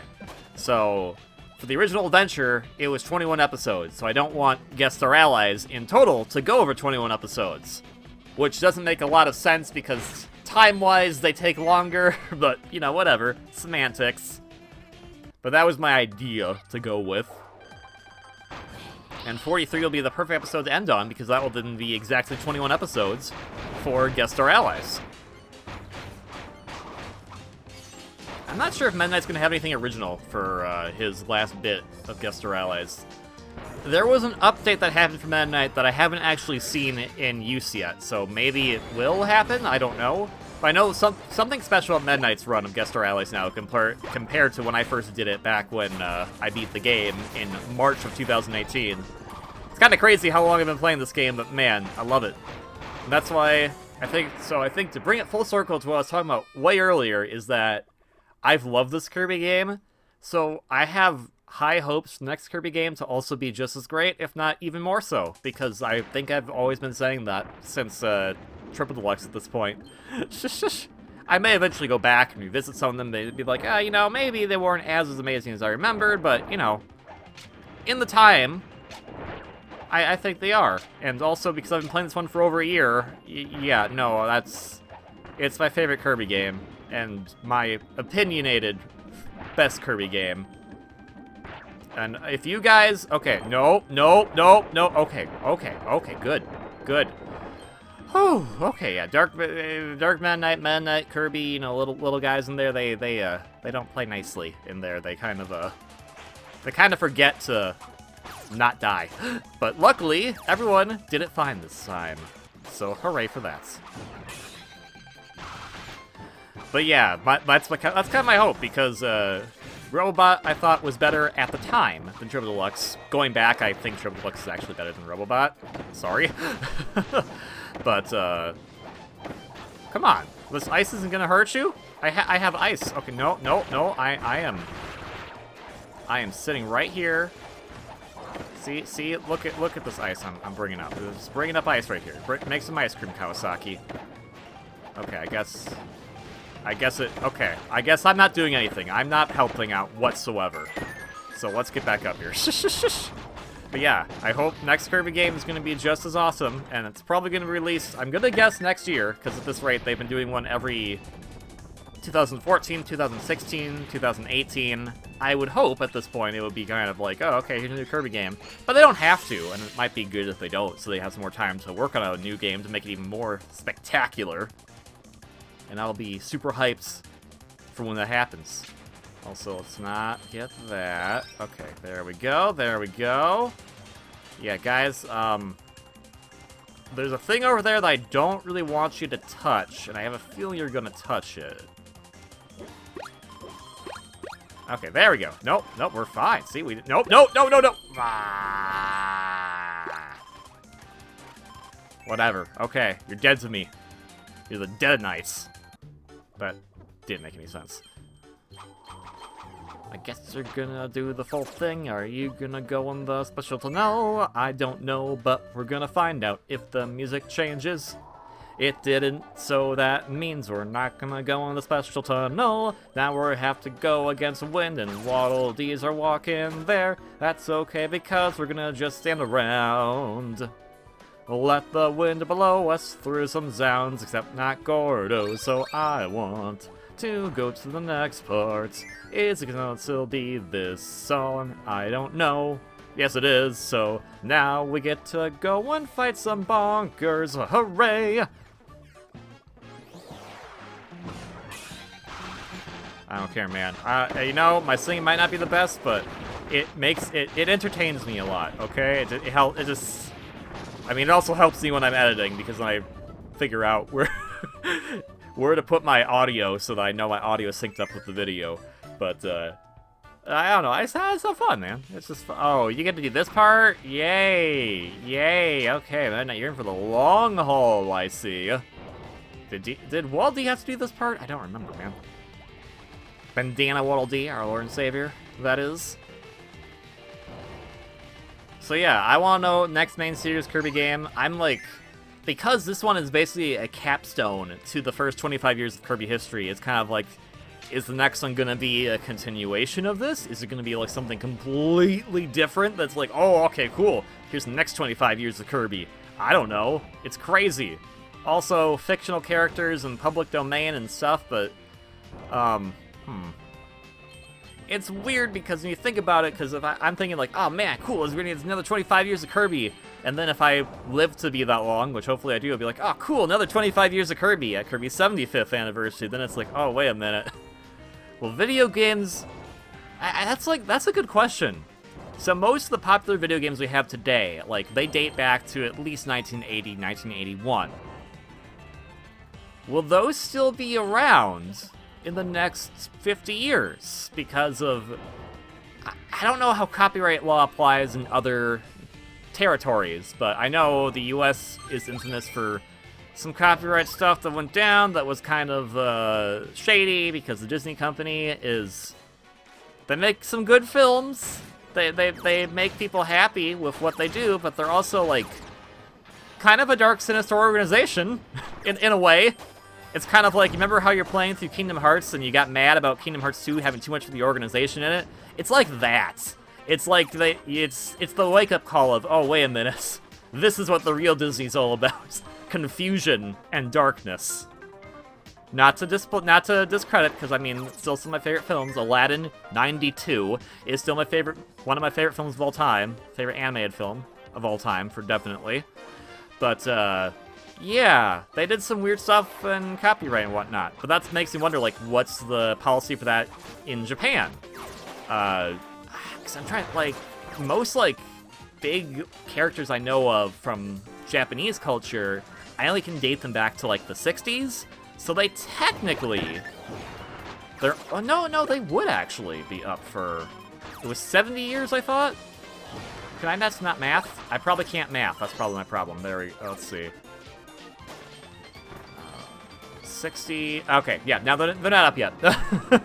We're looking at 2030 for that. If it was directly 1960, and it's also 70 years. So my bad. I was thinking it was, because my mind went, well, 7 minus 11 equals 4. I'm not sure how that helped with anything, but okay.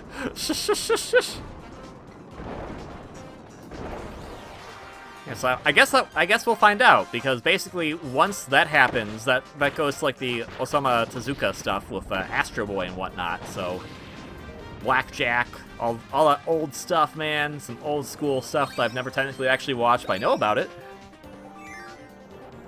We'll have to see. Because on the one hand, it's bad, because then people will try to be, okay, for lack of a better term, Disney, and try to claim entitlementship over a lot of intellectual properties that technically are public domain, but because they made a specific version of it, their specific version of it is not public domain, and therefore they can then kind of try to sue, saying that you... Mad Knight's looking at me like, what the hell are you talking about? And you know what, Mad Knight, you're right. Also, I'm sorry I said the hockey sticks word. But, yeah. It's stuff like that, you know? It's kind of shady, man. Just a little shady. That makes me wonder, like, is that... Because if the company's still around, and they're still utilizing the character in a way that allows other people to possibly utilize it within, like, their own terms. Like, let's take, for instance, the Zelda game, as of this recording, is not out yet, but maybe it'll be out by the time this video is uploaded. Cadence of Hyrule. If we think about there, that is a Nintendo IP. And the people who are working on it are not part of Nintendo. I'm sure there's a contractual agreement in place there, but what I'm saying is that if the public domain thing did in fact kick into effect, would these characters, like Link, Zelda, Kirby, Mario, etc., would they still, like, could Nintendo still make games about them, but they wouldn't hold the license to the characters? Like, it seems like it's a weird dichotomy for me, because, I see it both ways, and that's only because the way of our society has been built up so far. This is the most existential yet completely useless thing I've been talking about this entire Let's Play, I'm sure, because I don't really know part of what I'm talking about, because I don't know legalese, so I'm also talking out my butt. But also, it's a weird quandary for me, because I'm like, well, I want to be a translator. I don't know if that's going to happen in my lifetime. It'll be sad if it doesn't, but I would like to be. I would like to be a translator, and I specifically would love to work for HAL. Like, there's my lifetime goal. Like, since I was a kid, I always wanted to go and eventually make a Kirby game. I'm not very technically inclined to do programming and whatnot, which is actually the bulk of the work, so those people need more credit. Please support all your programmers and give them a lot of love. and testers, especially testers, etc. But I figured, like, okay, my background is in writing and editing, and I do have a passion for the Japanese language. I need to study it more so I can actually freaking fluent in it, because koko wa watashi no nihongo wa totemo warui desu. Warusugi. Sugi? No. Warusugiru. Warusugimasu.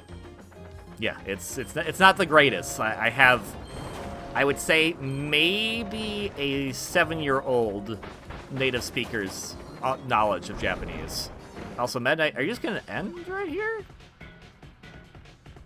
Nope. Okay. Oh yeah. Oh, you're gonna do this legit. All right. Well, we'll do what we did with Bandana Wall D. We'll have you go all the way to the end. Yeah, that's my long-term goal. So, to bring it back to like the copyright thing, the public domain, etc. My thought process is, okay, cool. I finally, when I'm like 60, I hope it's not that long. I would actually like to maybe do it during this decade. Okay, not this decade of my life. If I say this decade, I got 1 year. No. If I say this decade of my life, I have 10. So that works. But I get to Hell, I'm like, yeah, I finally get to work at Hell. It's like, oh man, this is awesome, dream come true. And then it's like, oh, by the way, public domain, we can't make Kirby games anymore. And I'd be like, but I wanted to go work at Hell to make Kirby games. And Box Boy and Hataraku UFO, probably. But it would be like, well, that's what I wanted to do, but now I can't do it. So, I don't know, it's this weird, to me, it's this weird kind of, like, question of, especially because I think a lot of, like, public domain rules were written during a time, or at least the public domain rules as we know them, were written at a time when we didn't anticipate companies being these big corporations, I would say, around for a while and actually continue to use their intellectual properties. But, yeah, I don't know. It's just weird. It's just weird. I don't really know a better way to succinct it up. I don't think that's also how you use that word. I don't have a better way to sum it up. It's just weird because some part of me feels like there are certain things, like, we can talk about how the buyouts Disney has done are horrendous and terrifying, but part of me also kind of thinks, okay, well, I kind of don't want a company that isn't Disney making Mickey Mouse stuff, because that just seems weird, if that makes sense. Now, buying other companies to stay on top of everyone else and be a complete giant Ouroboros and eat everything, yeah, probably not a good idea. Don't stop that. Stop that. That Fox merger was actually really scary. But yeah, that's my weird, like, philosophical slash, I guess, political stance on that. I'm not really sure where that puts me political spectrum aligned, because I think it's inherently bad, but I also don't want it to, like, completely stop for certain things. But it also makes me wonder then again, okay, so maybe the case is then that it's no longer intellectual property of Hell, but they still get to make the games. And now other companies, if they want to, can make the games, and maybe Hell will make, like, agreements with them to, like, do quality checks on it. I don't know. The current industry that we live in is very bizarre, and I'm going to guess within... I'm going to date this video right now. This is May 31st, 2019. I'm going to guess that within at least the next 5 years, the entire structure of how our economy works globally is going to drastically change, because that's what it's been doing for a long time now, and it's going to probably do it again. Is it going to be in a good way? Is it going to be in a bad way? I don't know. Very heavy stuff for a video about Kirby, but Meta Knight's a serious character, so I feel like I can talk about this kind of stuff with him.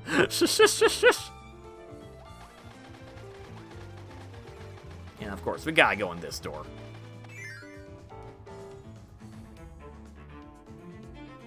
So yeah, that's my stance on it. Sorry if that was confusing. It was confusing for me too. We're going to... Yenel. Yenel. No, that's 4. That's a 4. 4 NL. 4NL. It's like they're playing three-dimensional bingo. Alright, so Meta Knight, you know the drill. We're going to get you right to that door, and then we'll be switching off to Dedede to end this episode out. And I'll try to think of more funny stuff to talk about with Dedede rather than, hey, what about this? And this and this. These weird tangents in my mind that probably don't amount to anything. Maybe they amount to something. I don't mean to scare people, so I don't want them to amount to that kind of thing, because that doesn't help anybody. Guys, stay. Guys, get out of it. Okay, phew. Phew. I mean, it doesn't matter, because when I come back to do the final boss, well, I'll have to go through this area again. You won't see it, but I'll have to do it again myself, personally, so I'll get to save them all, if I want to save them all. I think Kawasaki can probably be left behind. Let's be real here.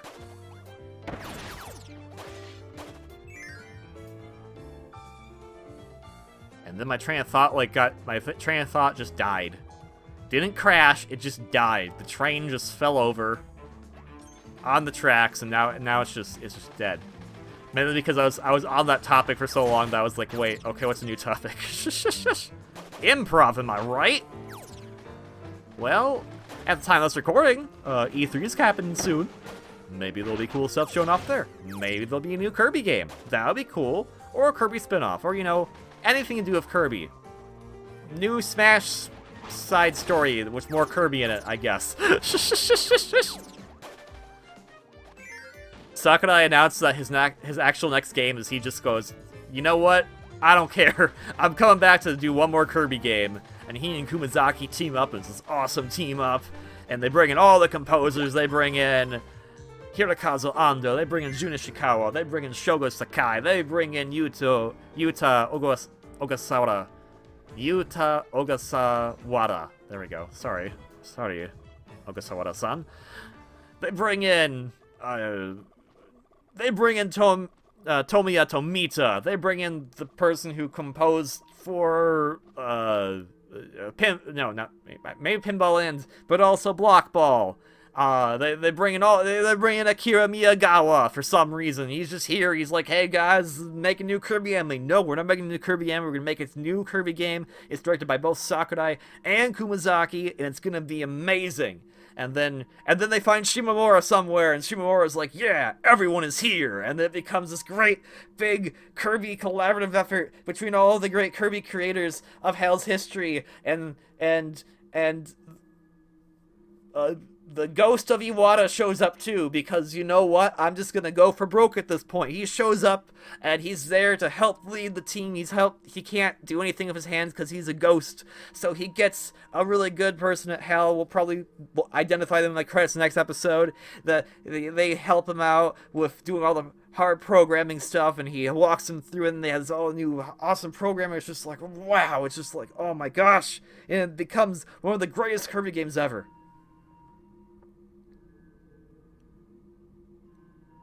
I don't know if that's going to happen, but that'd be really cool. Alright, let's get to the next part of Dedede. See you in just a quick flippy flop.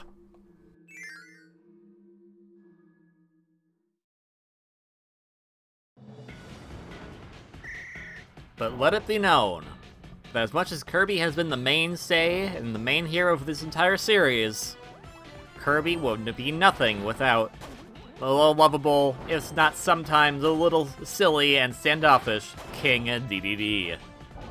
That's right, it's our last Dream Friend to go through the last gauntlet of Level 5 of the Guest Star Allies Go. I almost said Dream Friend Allies Go, which I guess technically is what we're doing, so close enough. But yeah, like, that's kind of why I wanted to do it this way. I haven't been Guest Star Allies with Dedede yet, so it kind of felt fitting, and also it's just to me at least, a little nostalgic. Well, Kirby's Dream Land 1 was not my first Kirby game. It was the first Kirby game I beat, because I wasn't very good at Kirby's Dream Land 2 when I was a kid. I eventually beat it, don't get me wrong, but the original Kirby's Dream Land just had that right level curve to really make me as a kid feel right at home with playing video games. And I see that the series still holds true to that to this very day, which is why I love this game so much with Kirby Star Allies. And King Dedede, he's just, I don't know, like, I think, really, without him, this series wouldn't probably be as long-lasting as it is. I know you could probably say, well, what about, like, other so-and-so character, so-and-so character? Like, I think Coo Kine are the best characters outside of probably Bandana Wall D and Dedede, actually. I think they're some of the best characters in the entire series. But why is that? And that's because that's my nostalgic viewpoint on it. But King Dedede, to me, is just like, if Kirby is the heart of the Kirby series, King Dedede is the soul. I know that sounds weird because those can both be the same thing, but it's also kind of how Kirby and Dedede are. They're interesting because they're different, but how King Dedede acts and how he fights is very similar to Kirby, compared to Meta Knight, who does not fight similar to Kirby at all.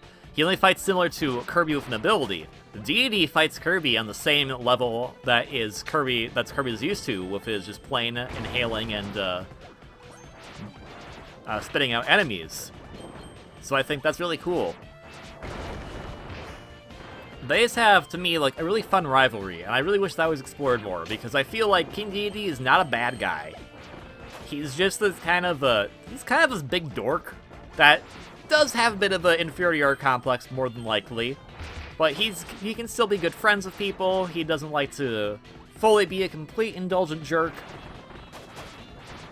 And the worst thing that he's ever done, personally, is steal some food, because he was hungry. And I mean, that's not a nice thing, but also it's not the worst thing. It's not like he built a giant battleship and said, I'm going to try to destroy this country because people are too lazy. Can we just get a pause for Dedede for being extremely wholesome and also kind of relatable? Especially in today's age where, for some people, it's very hard to get a living wage so that they can actually, you know, eat. And in King Dedede's eyes, he's probably the hero to some of his followers, so that's actually kind of cool. I don't really think most of the other characters that have been antagonistic in the Kirby series are probably doing things that you could say are like, oh, this actually benefits someone else. It usually just benefits the villain. Sorry, Meta Knight, but yeah, Revenge of Meta Knight really only benefited you. And maybe Captain Vol, I don't know. Captain Vol seems like he's a crazy dude. You're gonna get to go here, yeah! We gotta get that thing down, so we're gonna go in the door again. Yeah, what? Okay. Yeah, I just like King Dedede, man. He's just really cool. I think, like, if you want me to get, like, into, like, why are you so harsh on Meta Knight? I think one of the key things for me, at least, is I had a friend, and still actually one of my best friends, actually. There we go. So many actuallys. Don't need to say so many actuallys. Oh, yeah, no. Broom Hatter, you stay alive. No one's dying here today. But one of my friends really hated Meta Knight, so I kind of took after that. But also,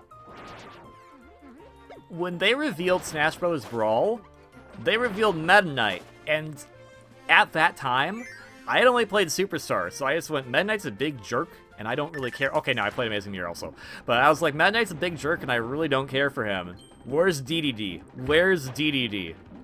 And so the week they revealed Sonic the Hedgehog was in the game, everyone was like, oh my gosh, Sonic the Hedgehog's in the game. And I know it sounds crazy, but 12 years ago, 12 and a half, or 11 and a half years ago, when that happened, that was a big deal because no one was expecting a third-party character to be in Smash, and now there's like a dozen or so. I mean, some of them are pretty, like, crazy. Like, no one was probably expecting Persona 5 to be in Smash. So, I mean, there's still that wow factor to them. But the original Sonic reveal was, like, the big, like, whoa, they're actually doing this. And I guess there was Snake, too. But Sonic was the big one, because most people knew about Snake and Kojima and Sakurai being good buddies, and Kojima wanting Snake in the previous game, etc. So Sonic was the big reveal. Everyone's like, oh my gosh, Sonic, oh my gosh, Sonic. But that week, they also revealed Dedede. And you know what? That Sonic announcement is stupid, because Dedede was the more important announcement that week, and that was the most amazing thing, because I went, yes, there he is, one of Kirby's best friends, the silly guy himself, one of the most original and interesting Kirby characters, King Dedede, gets to finally fight in Smash Bros. Yeah! And I almost tried to do his side B from Smash right there to throw Gordo. I'm not playing Smash, so I can't do that. But that's how excited. Like, I love Dedede, and so I'm always happy when Dedede gets focus. That's kind of actually why, when I'm going back, why Triple Deluxe is probably a game I prefer over Robobot. Not to say that Robot is bad. Again, like, they're all fantastic. They're all probably my top 5, top 3, top something or other. I did that on purpose, don't worry. But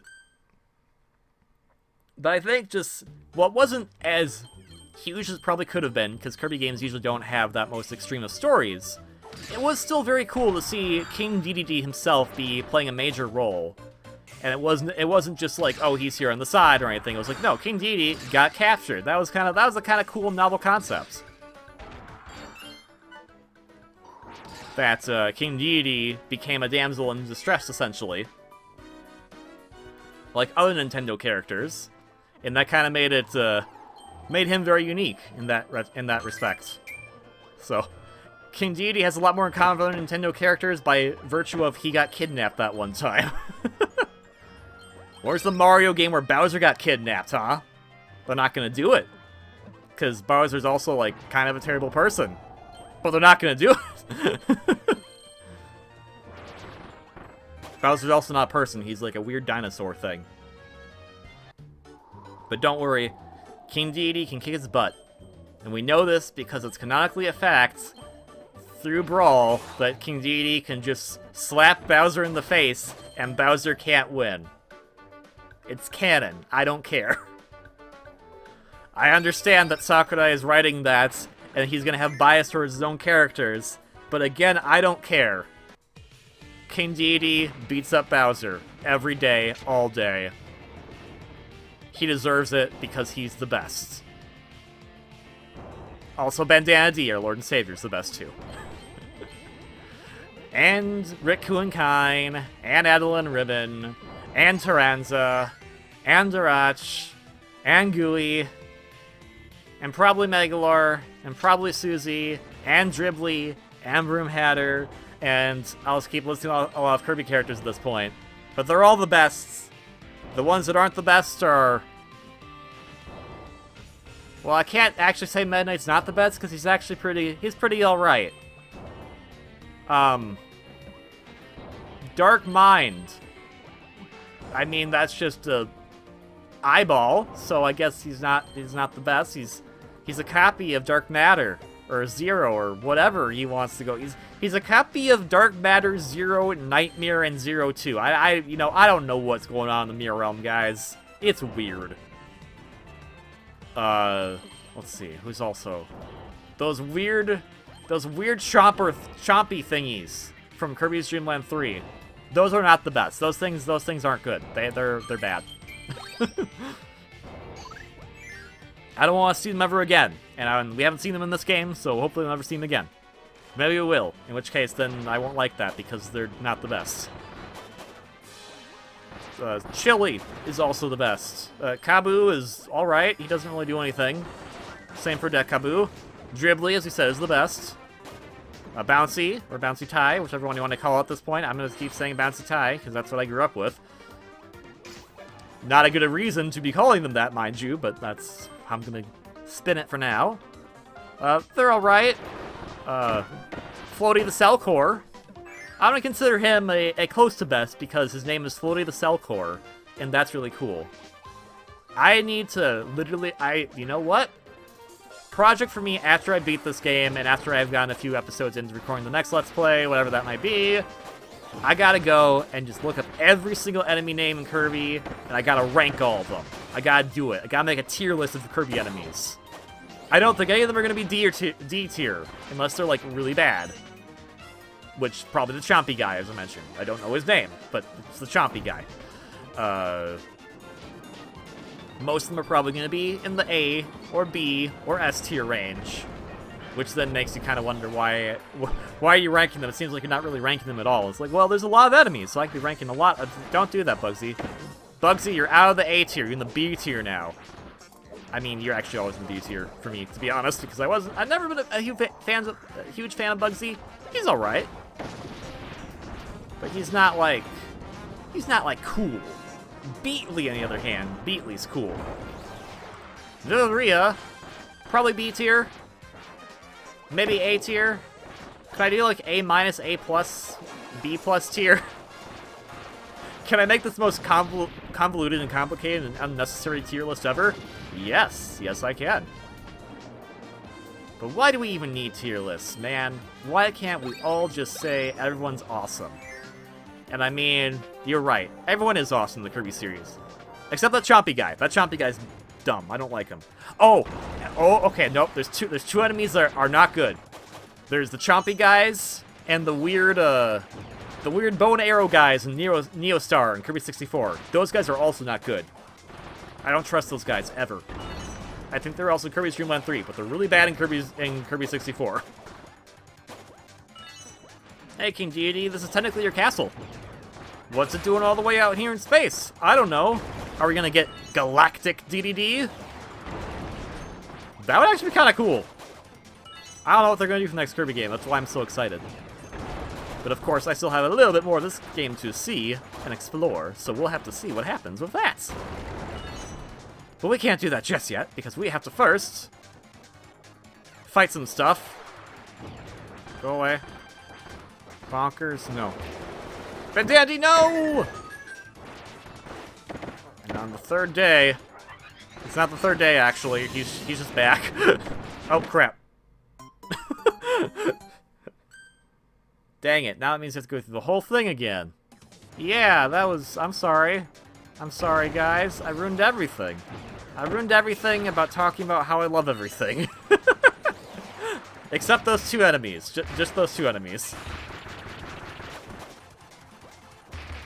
Yeah, Jambandra Copter away. Yeah, you're adorable, man.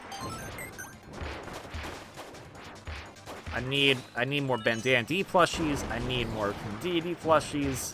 I need a Broom Header plushie, for that matter. I need the plushies, man. I need them. I need to be able to suffocate myself with Kirby plushies. Because if that's how I'm going to have to die, it's a pretty stupid way to die, but at least I'll be happy. I mean, maybe I'll be happy. I don't know. I'll also be, you know, out of breath.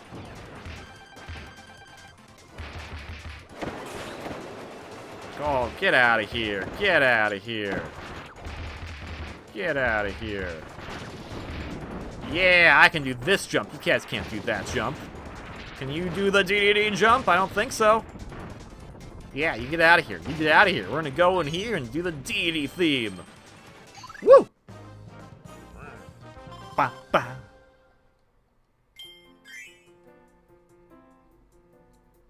So you're gonna do the same stuff as Midnight. I'm gonna take it. So first we gotta do the train. I always love the train.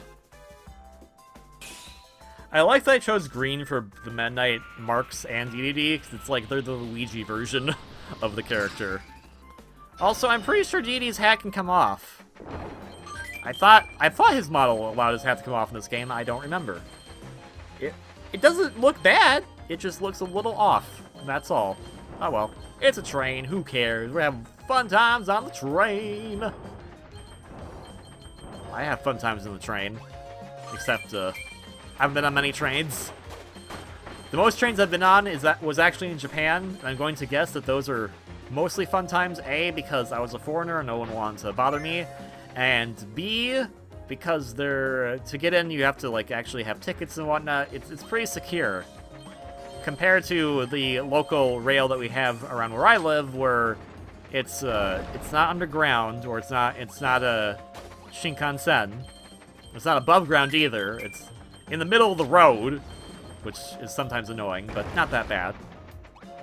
But it's like a public bus, and a lot of public buses, as far as I know in the US, unless it's like purposely a Greyhound or something, a lot of public buses aren't the best modes of transportation. Not to say that, like, there's an efficient way for fuel economy and for, you know, not emitting more greenhouse gases than we need to. But, yeah, some questionables usually happen on those buses. And that's what our local rail line is like, too. So it's like, I don't think I want to I don't think I want to ride that. Also, for any of the places where it stops, I'd have to go drive my car there anyway, and then at that point it's kind of like, okay, why don't I just go drive my car? If I lived on it, maybe I'd be more willing to take it, but I don't live on it. I live near-ish to it.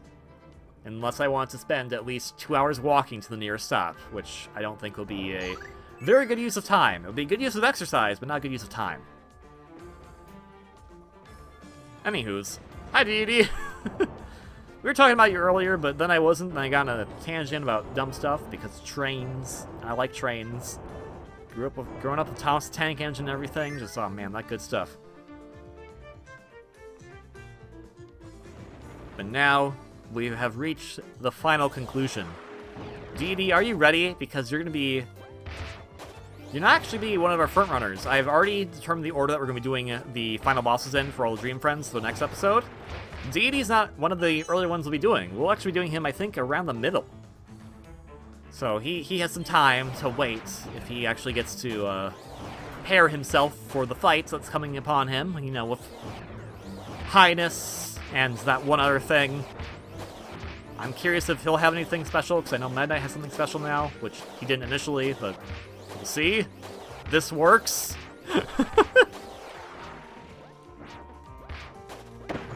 Okay, then that didn't work, but hey, at least I took the brunt of the blow and no one else got... Oh, the little animation that Dream Hatter had, the idle animation, that was adorable, man.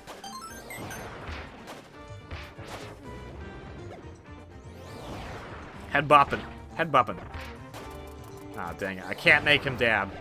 I can make Kawasaki dab, I can't make Dedede dab. That's gonna... is that... I'm not hip with the memes and whatnot. Is dabbing an old thing now? If it is, then oops. If not, then I don't know. But also, humor is ironic and sometimes subjective, so sometimes something that was really funny, like 10 years ago, now becomes funny again for some reason.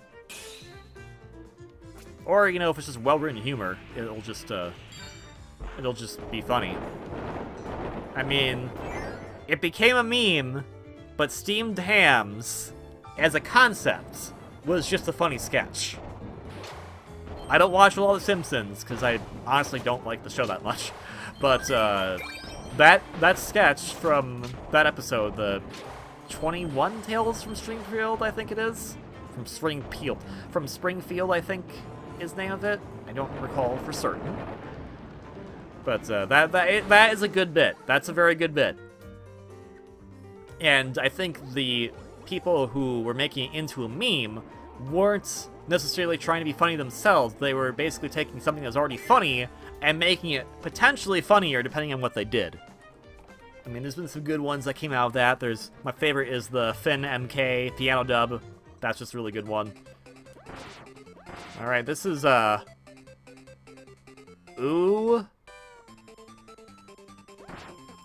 UNL. UNL. There we go. UNL. University National Laboratory. Universal National Laboratory. It's not just universal, it's also national.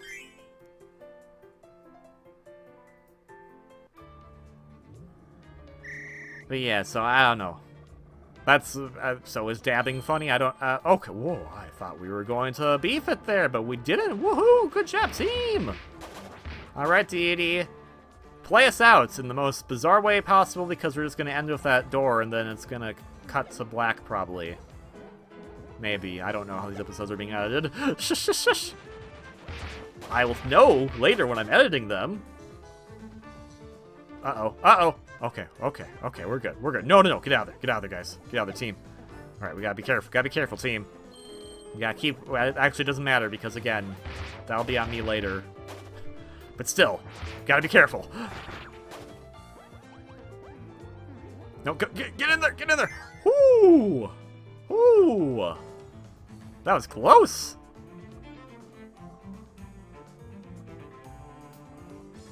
Two-Face, you stay up there. No, you stay up there. You're blocked. I have the low ground. You can't win.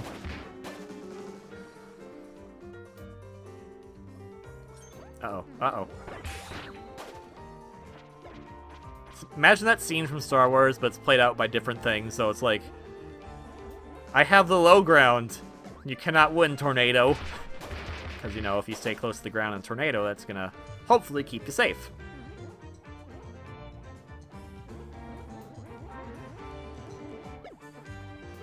Or I can...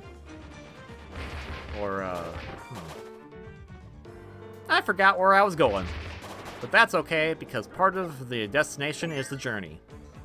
Actually, most of it's the journey. The destination is just the cool little after bit you get to relish in for a little bit until you go on a new journey. That's why journeys are important. Not just, like, literal actual journeys, but also, like, you know, philosophical, mental, emotional journeys. So I'm pretty sure, if you think about your favorite film, you're not going to think about the last scene of that film. And be like, yes, that was the best part of that film. You're going to think about what happened along the way in the film. Because the journey was the most important thing. And speaking of which, our journey is nearly at a close. We will be going to fight the final boss for all the Dream Friends, and that's right, all of them, all 12, next time. So, thank you very much, team. Broom Hatter, Bandana Wall D, Luigi Dedede, and our journey with the Dream Friends will be coming to a close very soon. And hopefully, maybe a little bit of that will be exciting too, but hopefully the journey was also just as well. If you like this video, please consider hitting that like button below. If you want some more content from me, please consider subscribing. Kirby Star Allies is available on Nintendo Switch. Please pick it up. It's a fantastic game, and I just want people to enjoy it because it's a fun game, it's a good journey, and all that good stuff. Most importantly, though, please have a wonderfully great day, and I will see you on the next one for when we go to what's behind this door. Until then, ciao.